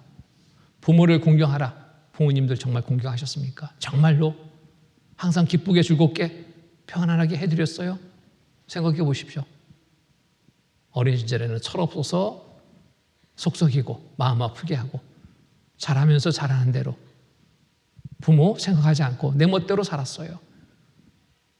시집장가 가고는 이제 내 자식하고 사느라고 부모는 쳐다보지도 못했어. 마음에 많은 시간 두지 못했어. 돌아가시면 그 다음부터 그때나 이제 잘할 걸, 그럴 걸 하죠. 이미 부모 공경 못했습니다. 그렇죠? 온전히 공경 못한 거예요. 항상 기쁘게 즐겁게 해드려야 되는데 못했습니다. 살인하지 말라. 살인죄. 나는 이거 없네요. 정말 살인죄 없습니까? 뱃속의 아이 지어부려 띄어보여 그런 적 없어요? 근데 하나님의 말씀의 법은 더해서 미워하는 자마다 살인하는 자로 정합니다. 미워한 적 한두 번입니까? 간음하지 말라. 세상의 법에는 간음죄, 행위적인 것을 보고 죄로 삼아요.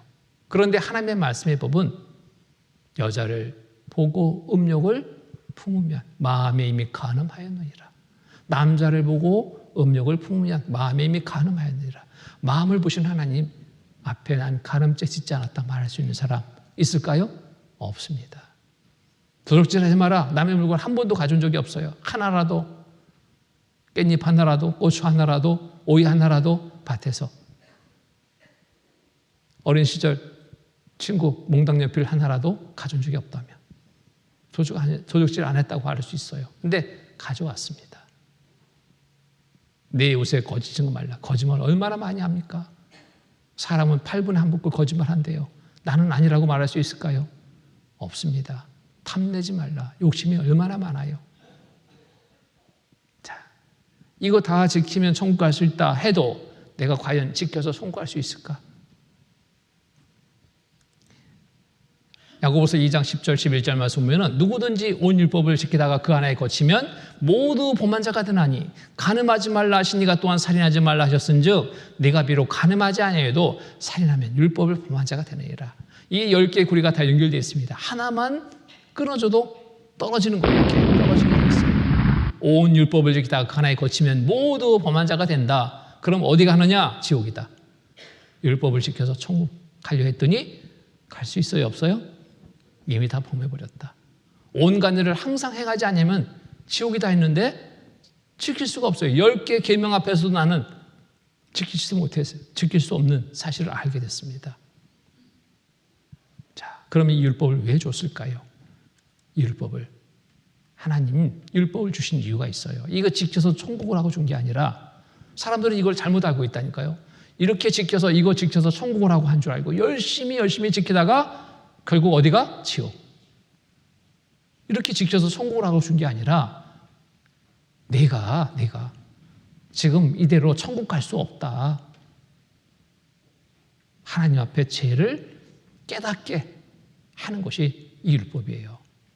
자, 로마서 3장 19절 20절 말씀 보면 우리가 알거니와 무릇 율법이 말하는 바는 율법 안에 있는 자들에게 말하는 것이니 이는 모든 입을 막고 온 세상으로 하나님의 심판 아래 있게 하려 함이니라. 그러나 율법의 행위로 그의 앞에 의롭다 하심을 얻을 육체가 없나니 같이 읽겠습니다. 율법으로는 죄를 깨달음이니라. 율법으로는 죄를 깨달음이니라. 왜 율법으로 죄를 깨닫게 할까요? 이유가 있습니다. 천국은 죄가 있으면 못 들어가는 곳입니다. 천국은 죄가 있으면 못 들어가요. 그러니까 내가 무슨 죄를 지었는지 알고 그 죄를 없이 할 때 천국에 갈 수 있기 때문에 율법을 그래서 주신 거예요. 내가 이대로라면 너 이런 죄 때문에 너 지옥이다. 그러니까 빨리 그 죄를 돌이키고 죄 없이 함을 받아라. 이것을 알게 하기 위해서 주신 것이 율법입니다. 자, 이것으로 행하는 것이 하나님의 뜻이 아니다라는 거 분명해졌죠. 또 다 행할 수도 없어. 항상 행할 수도 없어. 이거는 내가 천국 갈 수 있는 방법이 안 되는구나. 이거 빨리 포기해야 됩니다. 그래도 내가 헌금한 게 얼만데, 내가 그 안에 열심히 한 게 얼만데, 착한 일도 이렇게 했는데 그거 아까워하지 마시고 내려놓을 때 빨리 내려놔야 돼요. 그거 의지해서 내가 천국 갈 수 있다면 그거 잡아야 돼. 그런데 그렇게는 천국 갈 수 있다? 없다. 분명해졌잖아요. 그러면 어떻게 천국 갈 수 있습니까? 천국 가야 되는데 거듭나야 된다. 거듭나야 된다 말씀하시는 거예요. 거듭난다는 게 뭘까요? 다시 태어나야 된다. 자, 여기 보면은 마태복음 7장 22절 23절 보면은 그날에 많은 사람이 나더러 이르되 주여 주여 우리가 주의 이름으로 선지자 노릇하며 주의 이름으로 계시를 쫓아내며 주의 이름으로 많은 권능을 행치 아니하니까 하리니 그때 내가 저에게 밝히 말하되 내가 너희를 도무지 알지 못하니 불법을 행하는 자들아 내게서 떠나가라 하리라. 내가 이렇게 저렇게 행위로 천국 가려고 한다면 하나님은 뭐라고 그래요? 내게서 떠나가라.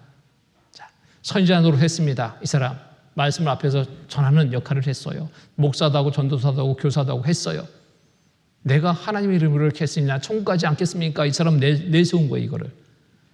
귀신을 쫓아냈어요. 많은 사람들 놀라서 막 물리쳐 쫓아오겠죠. 야, 대단한 능력을 가진 사람이네. 또 많은 권능도 행했어요. 병든 자를 막 고쳐버렸어요. 그러니까 사람들 막 눈이 동그래졌습니다. 이런 능력이 있는 자 쫓았습니다. 근데 이 사람이 내가 이렇게 했습니다 라고 하나님 옆에 내세우는 거예요. 나 천국 갈 수 있지 않겠습니까? 하나님은 뭐라고 그래요? 그때 내가 저에게 밝히 말하되 내가 너희를 도무지 알지 못하니. 하나님의 이름으로 이런 일을 행하는데, 놀라운 일을 행했는데도 하나님은 모른대요. 하나님은 불법을 행하는 자들아, 오히려 불법이라고 말씀하시네요. 내게서 떠나가라 하리라. 하나님 편에서 떠나가면 어디 가야 돼? 지옥 간다. 왜 불법이냐? 하나님의 이름을 도용했어. 내가 하나님의 아들이요, 내가 자녀요 하면서 행세를 한 거예요. 하나님의 자녀된 적이 없는데도. 세상에도 그러잖아요. 대통령의 아들이요 하면서 막 행세하면서 돌아다니는데 알고 보니까 가짜야. 그 사람 어떻게? 감옥으로 집어넣죠. 마찬가지.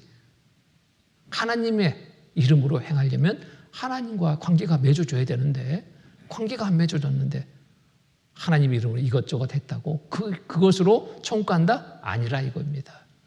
불법을 행하는 자들아, 내게서 떠나가라. 하나님 편에서 떠나가면 어디? 지옥 가라. 그러면 어떻게 천국 갈 수 있습니까? 거듭나야 된다라고 말씀하시네요. 거듭나야 된다. 다시 태어나야 된다. 요한복음 3장 3절 7절 말씀 보면은 예수께서 대답하여 가라사대 진실로 진실로 내게 이르노니. 이 진실로 아주 중요한 말씀일 때 이런 연속적으로 진실로가 붙습니다. 중요한 말씀이라는 거예요. 내게 이르노니 사람이 거듭나지 아니하면 하나님 나라를 볼 수 없느니라. 거듭나지 않으면 하나님 나라를 볼 수 없다. 볼 수 없는데 들어갈 수 있어요, 없어요? 못 들어간다. 볼 수도 없다. 니고데모가 가로되 사람이 늙으면 어떻게 나을 수 있었나이까? 두 번째 못에 들어갔다 나을 수 있었나이까? 이 니고데모가 듣다가 이게 뭔 얘기냐? 아니 내가 이렇게 사람이 나이가 먹어서 이렇게 장성했는데 어떻게 엄마 뱃속에 다시 들어갔다 나옵니까? 이게 말이 됩니까? 이거예요. 예? 말이 안 되죠? 여러분 다시 태어나려면 엄마 뱃속에 들어가야 된다. 가능해요? 불가능해요? 말이 안 되는 거예요. 니고데모가 그렇게 이제 예수님한테 반문을 하고 있습니다. 이게 말이 됩니까? 이거예요. 두 번째 못에 들어갔다 날 수 있었나이까? 예수께서 연속으로 말씀하시죠. 예수께서 대답하실 때 진실로 내게 이르노니 사람이 물과 성령으로 나지 아니하면 하나님 나라에 들어갈 수 없느니라. 육으로 난 것은 육이요 성령으로 난 것은 영이니 내가 내게 거듭나야겠다는 말을 기이 여기지 말라. 여기서 니고데모가 생각한 것처럼 육신이 다시 태어나야 된다라는 게 아니라 무엇이 태어나야 되는 것? 영혼이 다시 살아나야 될 것을 말씀하고 있습니다. 어떻게? 물과 성령으로. 물은 말씀을 의미합니다. 말씀을 들으면서 성령의 도우심 속에 무엇이 태어나야 된다? 영혼이 살아나야 된다. 이 뜻이에요. 영혼이 살아나야 된다. 그럼 우리 영혼이 죽었단 말이냐? 언제? 뭐 때문에? 하나님과의 영적인 관계가 단절된 때가 있었습니다. 단절된 것을 다시 회복해야 된다, 이어야 된다라는 것이 바로 거듭나야 된다라는 것입니다. 자, 보면은 언제 단절됐느냐? 창세기 2장 16절 17절 말씀 보면은 여호와 하나님이 그 사람에게 명하여 가라사대 동산 각종 나무의 실과는 내가 임의로 먹되 선악을 알게하는 나무의 실과를 먹지 말라. 내가 먹는 날에는 정령 죽으리라 하시니라. 선악을 알게하는 나무 먹으면 죽는다. 그런데 아담과 하와가 말씀을 보니까 육신이 죽었어요? 살았어요? 육신은 살았어요. 벌거벗은 수치를 알게 됐고 하나님이 가죽옷을 지어 입혀서 에덴 동산 밖으로 쫓아버렸습니다. 그래서 그로 인해서 인류가 번성하기 시작한 거예요. 낳고 계속 낳아서 오늘날에 이르게 된 겁니다. 아담과 하와로 인해서. 그러면 이 말씀이 틀린 거네요? 이렇게 생각할 수 있어요. 근데 여기에서 내가 먹는 애는 정령 죽으리라 하시니라. 이 죽는다라는 것은 무엇을 의미하냐면, 무엇이 죽은 것을 의미하냐면 바로 그 영적인 관계가 끊겨진 것을 의미하고 있습니다. 무엇 때문이냐? 죄 때문에. 먹지 말라 하는 것을 먹었다. 죄예요, 죄. 범죄한 거죠? 법을 어긴 거잖아요. 자, 죄로 인해서 영적인 관계가 끊어진 상태를 말하는 겁니다. 그래서 에스겔서 18장 4절 말씀 보면은 모든 영혼이 다 내게 속한지라 아비의 영혼이 내게 속한 같이 아들의 영혼도 내게 속하였나니 범죄하는 그 영혼이 죽으리라. 뭐 하는 영혼이 죽는다고요? 범죄하는 그 영혼이 죽으리라. 죄가 그 영적인 관계를 죽여버린다. 하나님과의 관계를 끊어버린다 이거예요. 자, 거듭난다라는 것은 이 영적인 관계를 회복해야 되는 것을 말합니다. 자, 어떻게 회복할 수 있을까요? 영적인 관계를 끊고 있는 이 죄를 용서받을 때 관계는 회복될 수 있는 거예요. 이 건설 현장에서 막 물을 씁니다. 호수에서 이렇게 수도꼭지에 연결해서 물을 쓰고 있는데 갑자기 물이 안 나와. 이 물을 쓰는 사람이 왜 물이 안 나오냐? 다른 수도 좀 틀어봐라. 다른 수도 잘 나와. 근데 내가 잡고 있는 호수에 그 물만 안 나와. 이게 뭔 일이지? 확인해 봤습니다. 그랬더니 그 현장에 다른 사람이 일하면서 무거운 것을 호수에다 꽉 눌러놔 버린 거예요. 예? 그러니까 수도에서는 물이 틀어져 있는데도 쓰는 사람은 물을 못 쓰는 거예요. 무엇 때문에 단절됐어요? 무거운 물체가 딱 호수를 눌러버려가지고 막혀버린 거예요. 야, 그 무거운 거 치워라. 다시 물이 나와. 그죠? 자, 하나님과 우리 사이에 그렇듯 관계가 무엇으로 단절돼 버렸어요? 죄 때문에. 이 무거운 죄 때문에 딱 눌려가지고 단절돼 버린 거예요. 이 죄를 없이 할 때 관계는 다시 회복되는 거예요. 영적인 관계가 회복되는 거. 이것이 거듭난다라는 거예요. 자, 어떻게 관계를 회복할 수 있느냐? 보니까 단절된 원인을 찾아보니까 죄가 딱 단절시키고 있어. 죄 때문에 영적인 관계가 딱 끊겨 있거든요. 그럼 어떻게 돼? 죄를 용서받으면 돼요.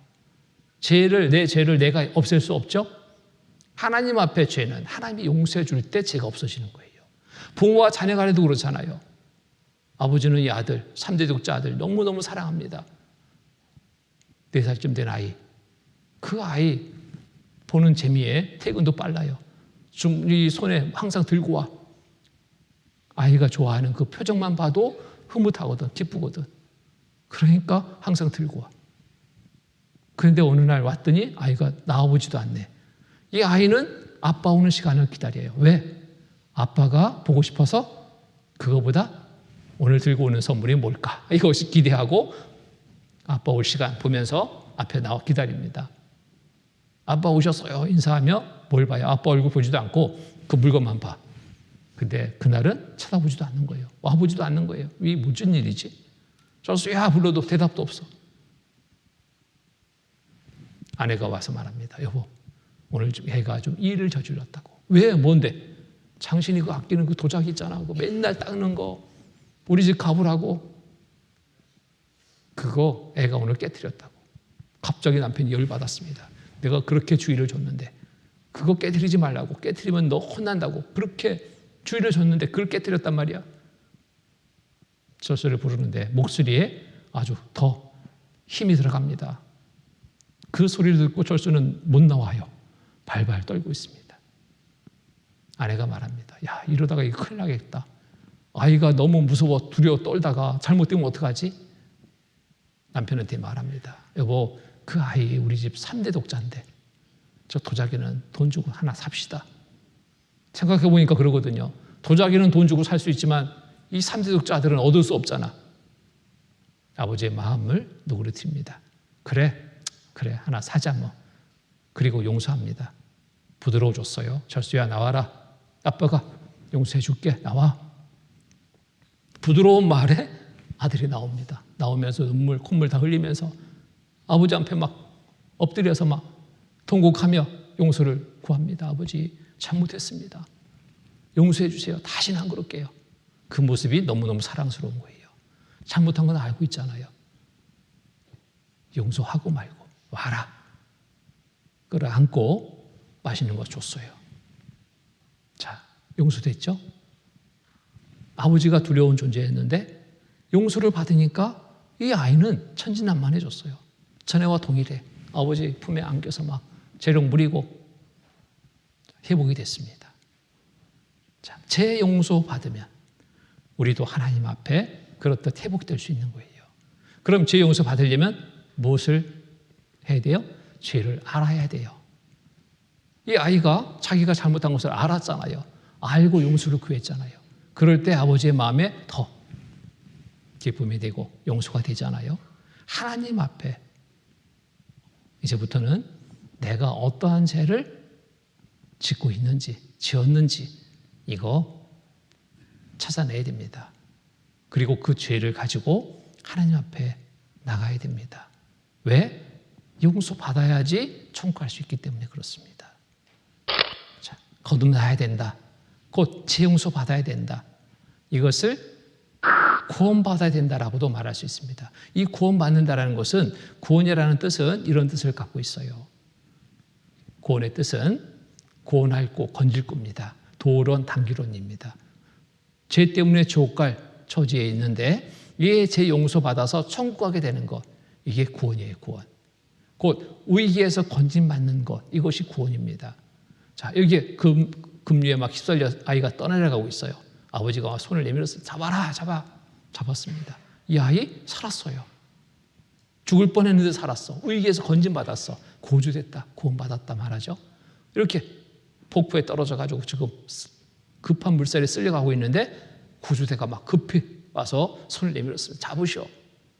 건져냈습니다. 위기에서 건진받았습니다. 구원이라는 뜻이 그래요. 내가 이대로라면 죄 때문에 어디 가야 될 처지? 지옥에 지금 끌려가고 있어요. 여기에 지옥 가지 않고 천국 가야 되는데 어떻게 천국 갈 수 있을까?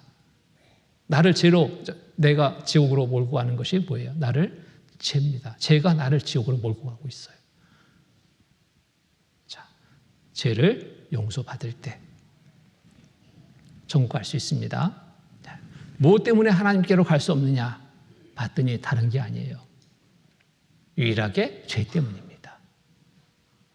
이사야 59장 1절 3절 말씀 보면은 여호와의 손이 짧아 구원치 못하심도 아니요 귀가 둔하여 듣지 못하심도 아니라 오직 너희 죄악이 너희와 너희 하나님 사이를 내었고 너희 죄가 그 얼굴을 가리워서 너희를 듣지 않으시게 함이니 너희 손이 피해 너희 손가락이 죄악에 더러웠으며 너희 입술은 거짓을 말하며 너희 혀는 악독을 바랍니다.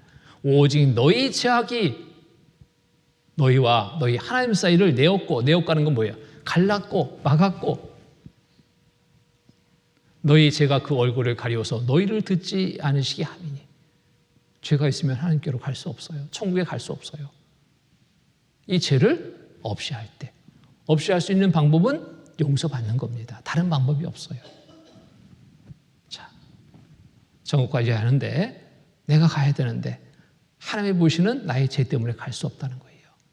세상의 법의 죄, 이게 아니라 하나님 말씀의 법에 따라서 보는 죄입니다. 그래서 하나님이 보시는 나의 죄 때문에 내가 천국에 갈 수 없다.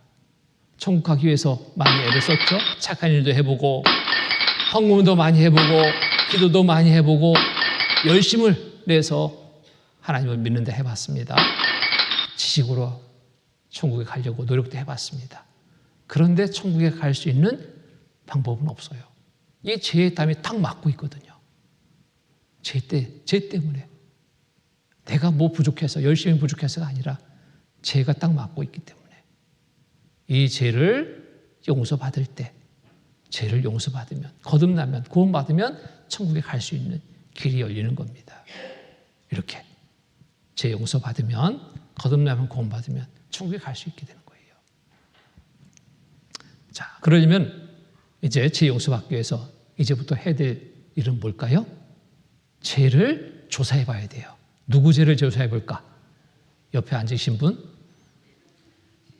말씀 들으면서 어떤 분은 옆에 앉은 분 죄를 그렇게 조사해 주더라고. 자기 죄는 두리뭉실 넘어가고. 그러지 마세요. 여러분 자신의 죄를 조사하는 겁니다.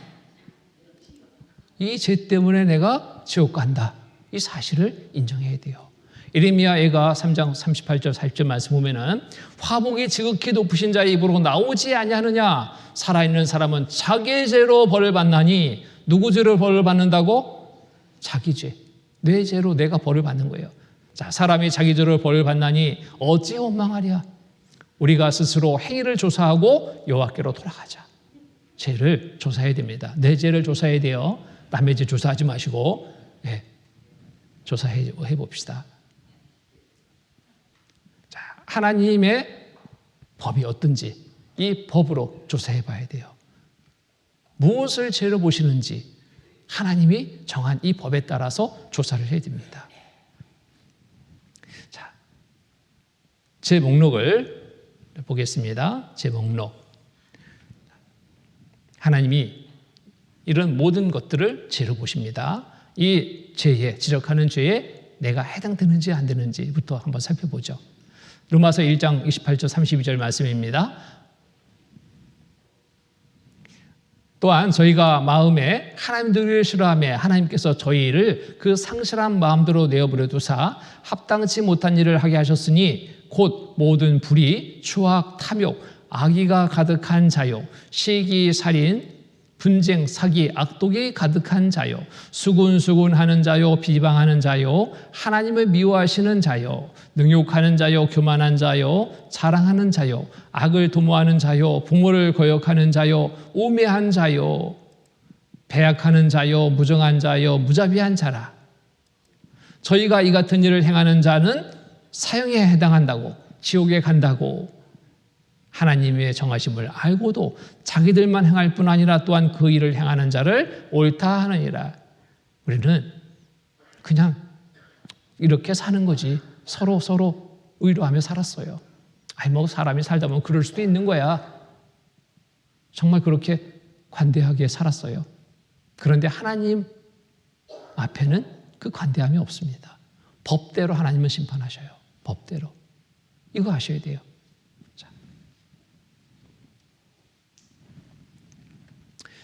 불의한 것 죄입니다. 정의의 반대죠. 정의 아무리 외쳐도 정의가 이루어지지 않아요. 불의가 판치입니다. 불의. 왜 불의함이 많은지. 추악, 더러운 악입니다.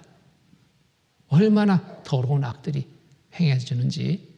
탐욕, 욕심입니다. 욕심 때문에 얼마나 많은 죄가 저질러져요. 여러분 욕심 있어요, 없어요? 욕심 때문에 죄가 크게 저질러진다니까요. 보세요. 보니까 너무 좋아. 눈에 보는 것으로 나도 갖고 싶다. 욕심이죠, 욕심. 자, 재산 노려 부모 죽였습니다. 욕심 때문에. 교수인 장남이 살인범, 욕심 때문에. 이렇게 보여지는 것 나도 갖고 싶어서.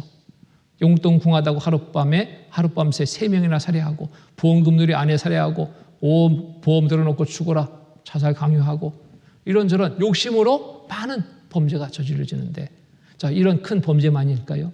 여러분 마음에서 품게 되는 욕심이 많은 죄를 범하게 됩니다. 내가 욕심 부리면 부릴수록 상대는 그만큼 피해를 봐요. 그거 알죠? 피해를 봅니다. 하나님은 그 모든 것들이 죄라는 거예요. 시기하는 거, 시기 때문에 또 죄를 저질러지죠. 사춘이 땅성어 배합한다는 말이 왜 나왔겠어요? 시기하는 마음 때문에. 시기, 질투, 이것으로 상대에게 해를 가해요. 나는 한 번도 그런 일이 없었던가요? 살인죄 기준 봤죠? 살인죄 기준. 사람을 직접 죽이지 않았어도 간접살인도 살인. 하나님은 더해서 미워하는 자마다 살인하는 자니. 여기에 살인죄를 짓지 않았다고 말할 수 없습니다. 몇 번 미워하셨어요? 수없이 많이. 헤아릴 수 없이. 미워할 만한 짓을 했으니까 나 미워하지. 그래도 미워한 것은 하나님은 살인죄에 해당된다 말씀하셔요. 사기, 세상에서도 이거는 죄죠. 감옥에 갑니다. 그런데 나는 드러나지 않는 사기친 적 없을까요? 분쟁, 싸우는 겁니다. 한 번도 안 싸우셨어요? 싸우고 나면 기분이 시원하던가요? 돌아서면 마음이 편치 않죠. 왜? 하나님 죄를 보시니까. 악독한 마음, 하나님은 속도 보셔요. 여러분 마음속에 악독한 마음 한 번도 품지 않았습니까? 자, 여기 보세요. 사람이 속에 악독한 마음을 품으면 이게 정말 무서운 겁니다. 화가 나면 코를 씩씩거린다고 한다. 이때 나오는 콧바람을 섭씨 영하 120도로 냉각시키면 액화 공기가 된다. 이 분노의 핵을 쥐한테 주입했더니 쥐가 즉사하더라는 시험 결과가 나왔다. 이렇게 악독 속에 품은 것이 이렇게 독한 거랍니다. 무서운 겁니다. 너 오늘 죽었어. 속에 무슨 마음을 품었기 때문에? 죽이고 싶은 악독한 마음을 품었기 때문에 이렇게 말이 나오는 거예요. 여러분 이런 말 한 번도 안 했습니까? 너 오늘 죽었어. 너 정말 두고 보자. 악독한 마음입니다. 생김은 아주 예쁘장한 분이 이런 악독한 마음을 품었더라니까요. 클린턴 불륜 고백했을 때 목을 비틀어 죽이고 싶었다. 자, 어떤 할머니하고 상담하는데 할머니가 할아버지를 그렇게 미워하셔요. 아유 그렇게 미워하세요. 지금까지 같이 사셨는데 아이고 말도 말하고 우리 영감 바람 피고 다닐 때 내가 그냥 죽이고 싶었는데 그 마음을 막 서슴없이 막 내뱉는 거예요. 젊었을 때는 그렇게 못하셨을 텐데 정말 그런 마음 없던가요? 속에 마음, 그런 악독한 마음 품은 적 한 번도 없던가요? 하나님은 다 아십니다. 어디 갈죄라고? 지옥 갈죄라고. 그것도 용서받아야 돼요. 수근수근 하는 거 죄입니다. 왜 수근수근 합니까? 상대 칭찬할 때 수근수근 해요? 아니잖아. 그때는 대놓고 칭찬합니다. 큰 소리로. 근데 상대 허물 이야기할 때, 욕할 때, 흉볼 때 수근수근 합니다. 자, 이 수근수근한 거 직접 그 상대가 들으면 어떤 마음일까요? 너무너무 좋은 마음일까요? 비참한 마음이 되는 거예요. 죽고 싶은 마음이 되는 거예요. 사람 없는데 수근수근 하는 거 이거 큰 죄입니다. 실제 요즘에 악성 댓글이 그렇잖아요. 인터넷에 악성 댓글. 사람 죽이기까지 하잖아요. 그것 때문에 괴로워서 자살하는 경우들이 많아요. 남 한 번도 헐뜯어본 적 없습니까? 남 흉본 적이 없어요? 없는 데서 칭찬을 못할 망정 상대를 비방하고 흉보고 무시하고 이런 말들 수근수근하는 거 이게 큰 죄입니다. 사람을 죽일까지 하는 큰 죄라는 거 아셔야 됩니다. 하나님은 다 알고 계셔요. 내가 몇 번 수근수근 했는지 다 알고 계십니다. 난 그런 적 한 번도 없어. 하나님은 속지 않는다니까요. 교만하고 자랑하는 거. 내가 좀 있어서 자랑하는데 뭔 그게 죄냐고. 자, 교만하고 자랑하는 거 이거 큰 죄입니다. 내가 있어서 자랑할 때 없는 사람은 그 자랑을 듣고 어떤 마음일까요? 비참한 마음이 드는 겁니다. 내가 잘난 체 하는 거. 어떤 사람은 막 자기가 잘 배웠다고 목이 뻣뻣해가지고 그런 것도 모르냐. 못 배운 사람은 내가 못 배우고 싶어서 못 배운 것도 아닌데 정말 형편이 어려워서 배움을 못 가졌는데 이것도 모르냐 저것도 모르냐. 그 말을 들을 때 너무 비참해지는 겁니다. 상대에게 큰 고통을 줍니다. 아픔을 줍니다. 이런 적 한 번도 없습니까? 상대를 무시하고 교만하니까 엄연한 죄입니다. 하나님 다 알고 계셔요. 부모 거역하는 거. 십계명에 인간을 해주신 첫 번째 계명이 뭐였어요? 내 부모를 공경하랍니다. 부모님 공경하셨습니까? 정말로? 자, 요즘에 정말 이런 분들이 많더라니까요. 노인들이 제주도에 버려지고 있다. 노인분들이 제주도에 버려지고 있대. 제주 살 동안 보니까 유난히 노인분들이 많아요. 허리 다 굽어가지고 낮에 그 더운데 밭에서 막 일하시는 거예요. 할아버지들은 안 보여요. 어디 갔는지. 할머니들이 또 주로 많더라니까요. 노인들 제주에 버렸습니다. 여행시켜준다고 모시고 와서 그냥 버리고 왔어요. 버리고. 그런데 이 노인분들, 이 어머니들은, 이 할아버지들은 자식 끝까지 생각합니다. 자기가 자식 전화번호 알려주면 또 자식이 피해 볼까 봐 얘기 못 해요. 안 해. 알면서도 나 몰라. 주소도 몰라. 전화번호도 몰라. 누군지도 몰라. 모른대요. 모른대. 자식한테 피해 갈까 봐. 근데 자식은 버리고 왔어요. 부모 공경하지 않는 것 큰 죄입니다. 늙으면 서럽다. 곳곳 현대판 고려장. 늙으신 부모님 갈 곳이 없대. 10자식이면 뭐예요? 반겨주는 자식이 없으면. 자녀들 어떻게 하고 있는지, 내 부모를 나는 어떻게 섬겼는지 살펴봐야 됩니다.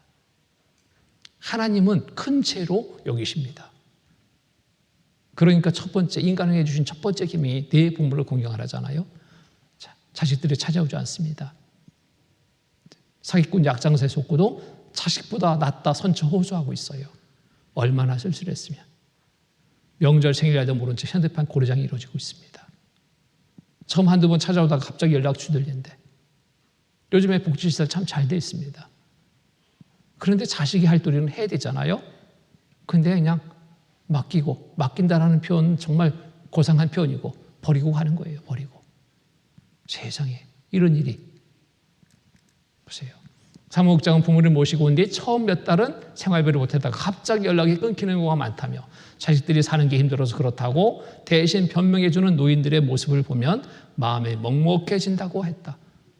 부모님들은 끝까지 자식 보호, 자식 생각인데 자식들은 어때요? 버리고 가는 겁니다. 사는 게 힘들어서. 냄새나 옷 벗겨진 채 딸에게 내쫓긴 노모는 그날 숨겼다. 이런 일이. 울다, 홀로 울다 세상 등진다. 이루어도 어쩌겠나 장기 요양 원 노인들의 쓸쓸한 추석. 자,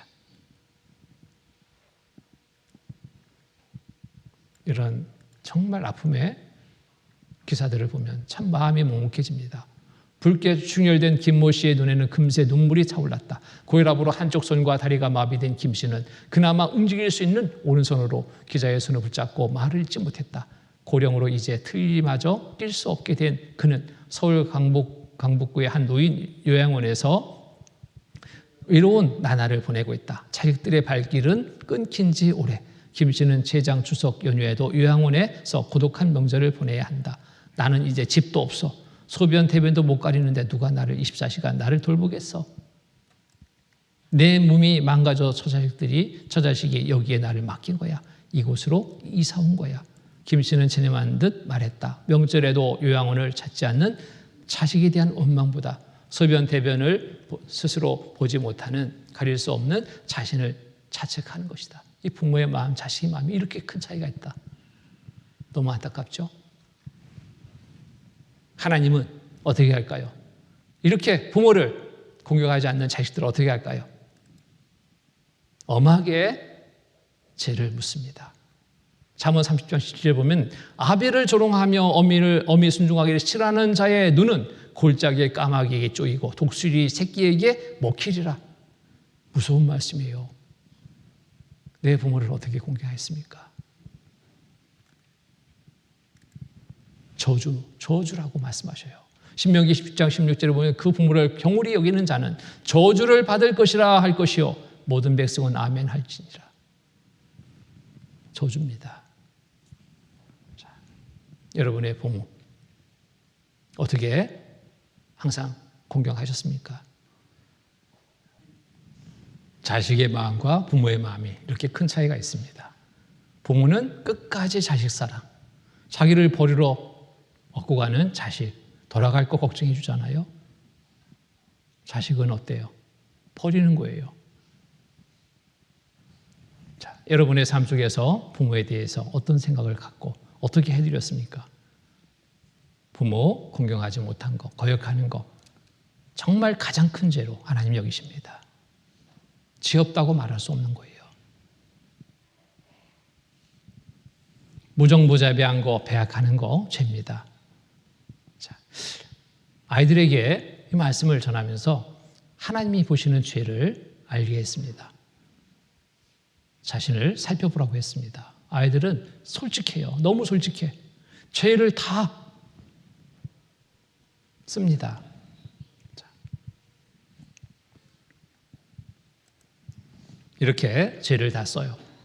하나님, 저는 세상에 살면서 많은 죄를 지었습니다. 친구를 미워한 일, 거짓말한 일, 친구를 골탕먹이라고 일부러 꾸민 일, 엄마는 동생만 예뻐한다고 질투한 일, 동생과 친구와 싸운 일, 엄마 아빠 말 거역하고 심부름 말하면 동생 시키고 핑계댄 일, 욕한 일, 욕심부린 일, 친구한테 찌르는 말한 일, 모두 내 고집대로만 하려고 한 일, 동생 똥집한 일, 이모 밉다고 이모딸 때린 일, 다 나와요. 다.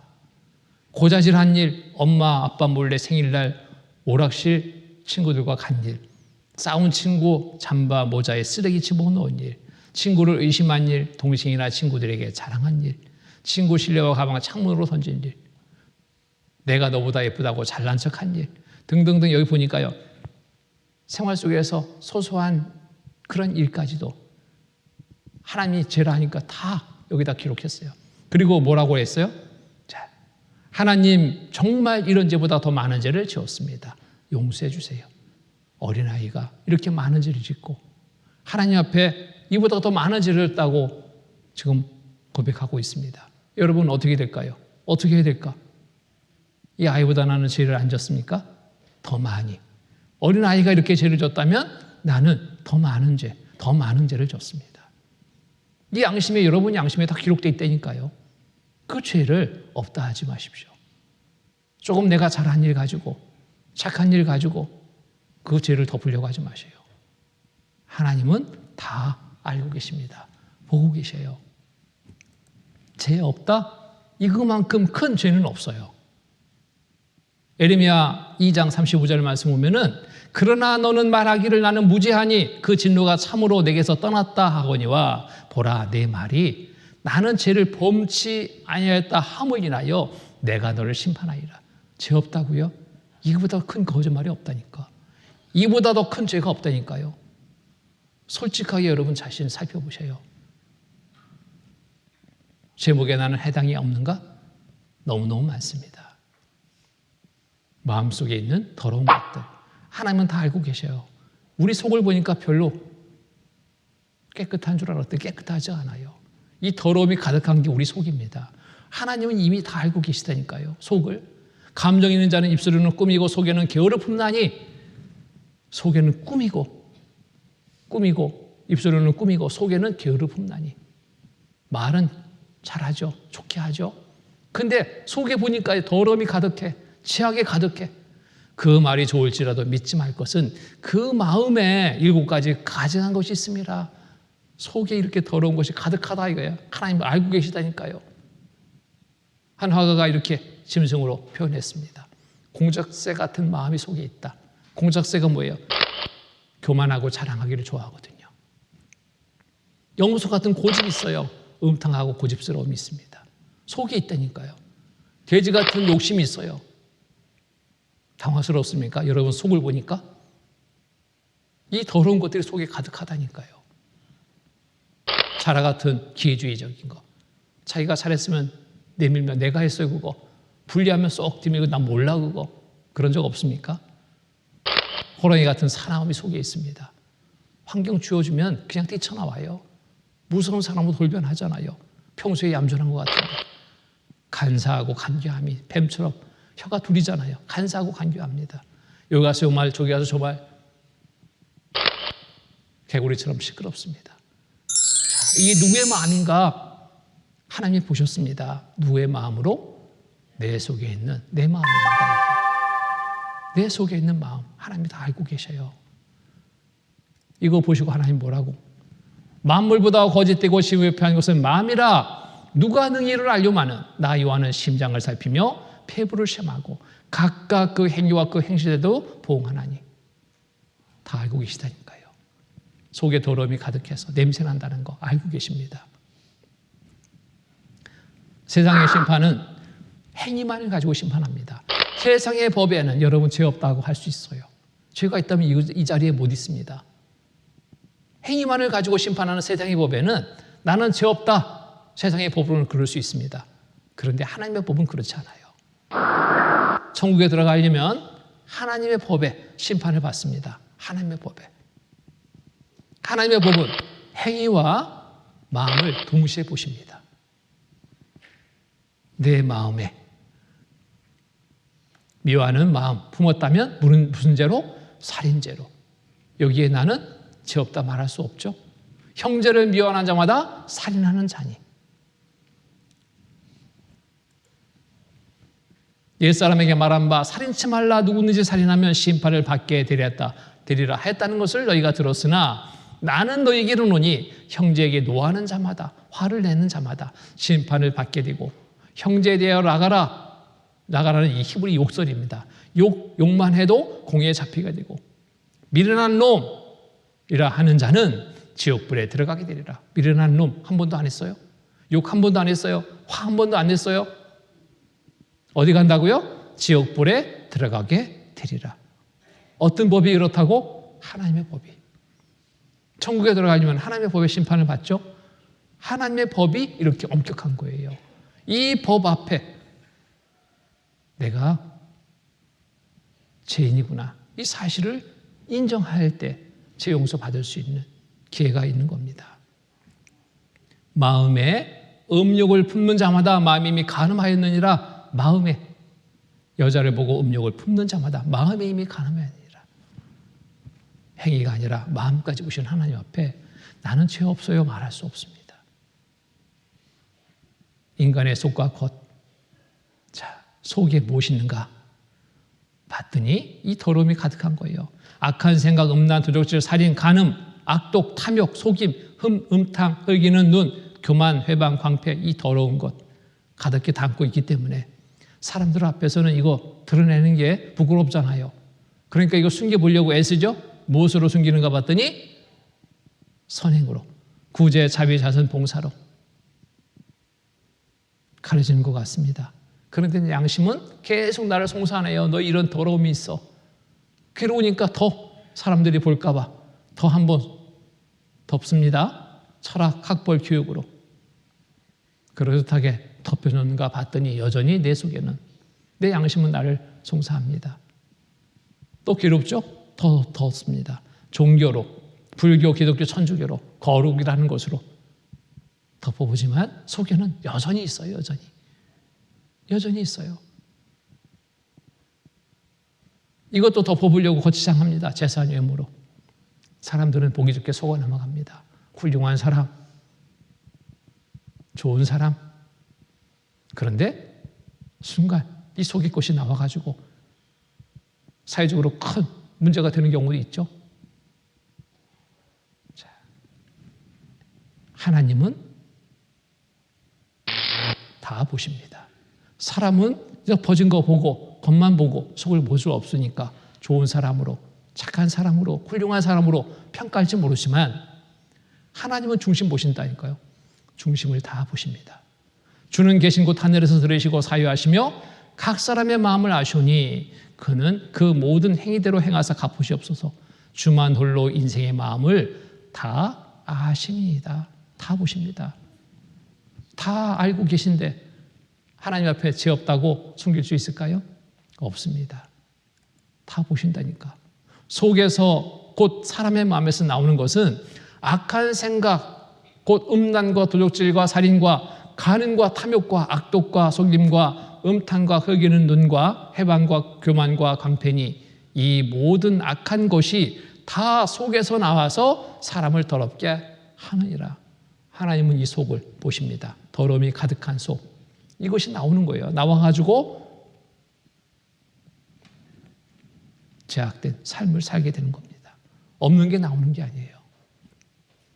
사람들은 선한 행위를 보고 속죠? 근데 하나님이 속지 않아요.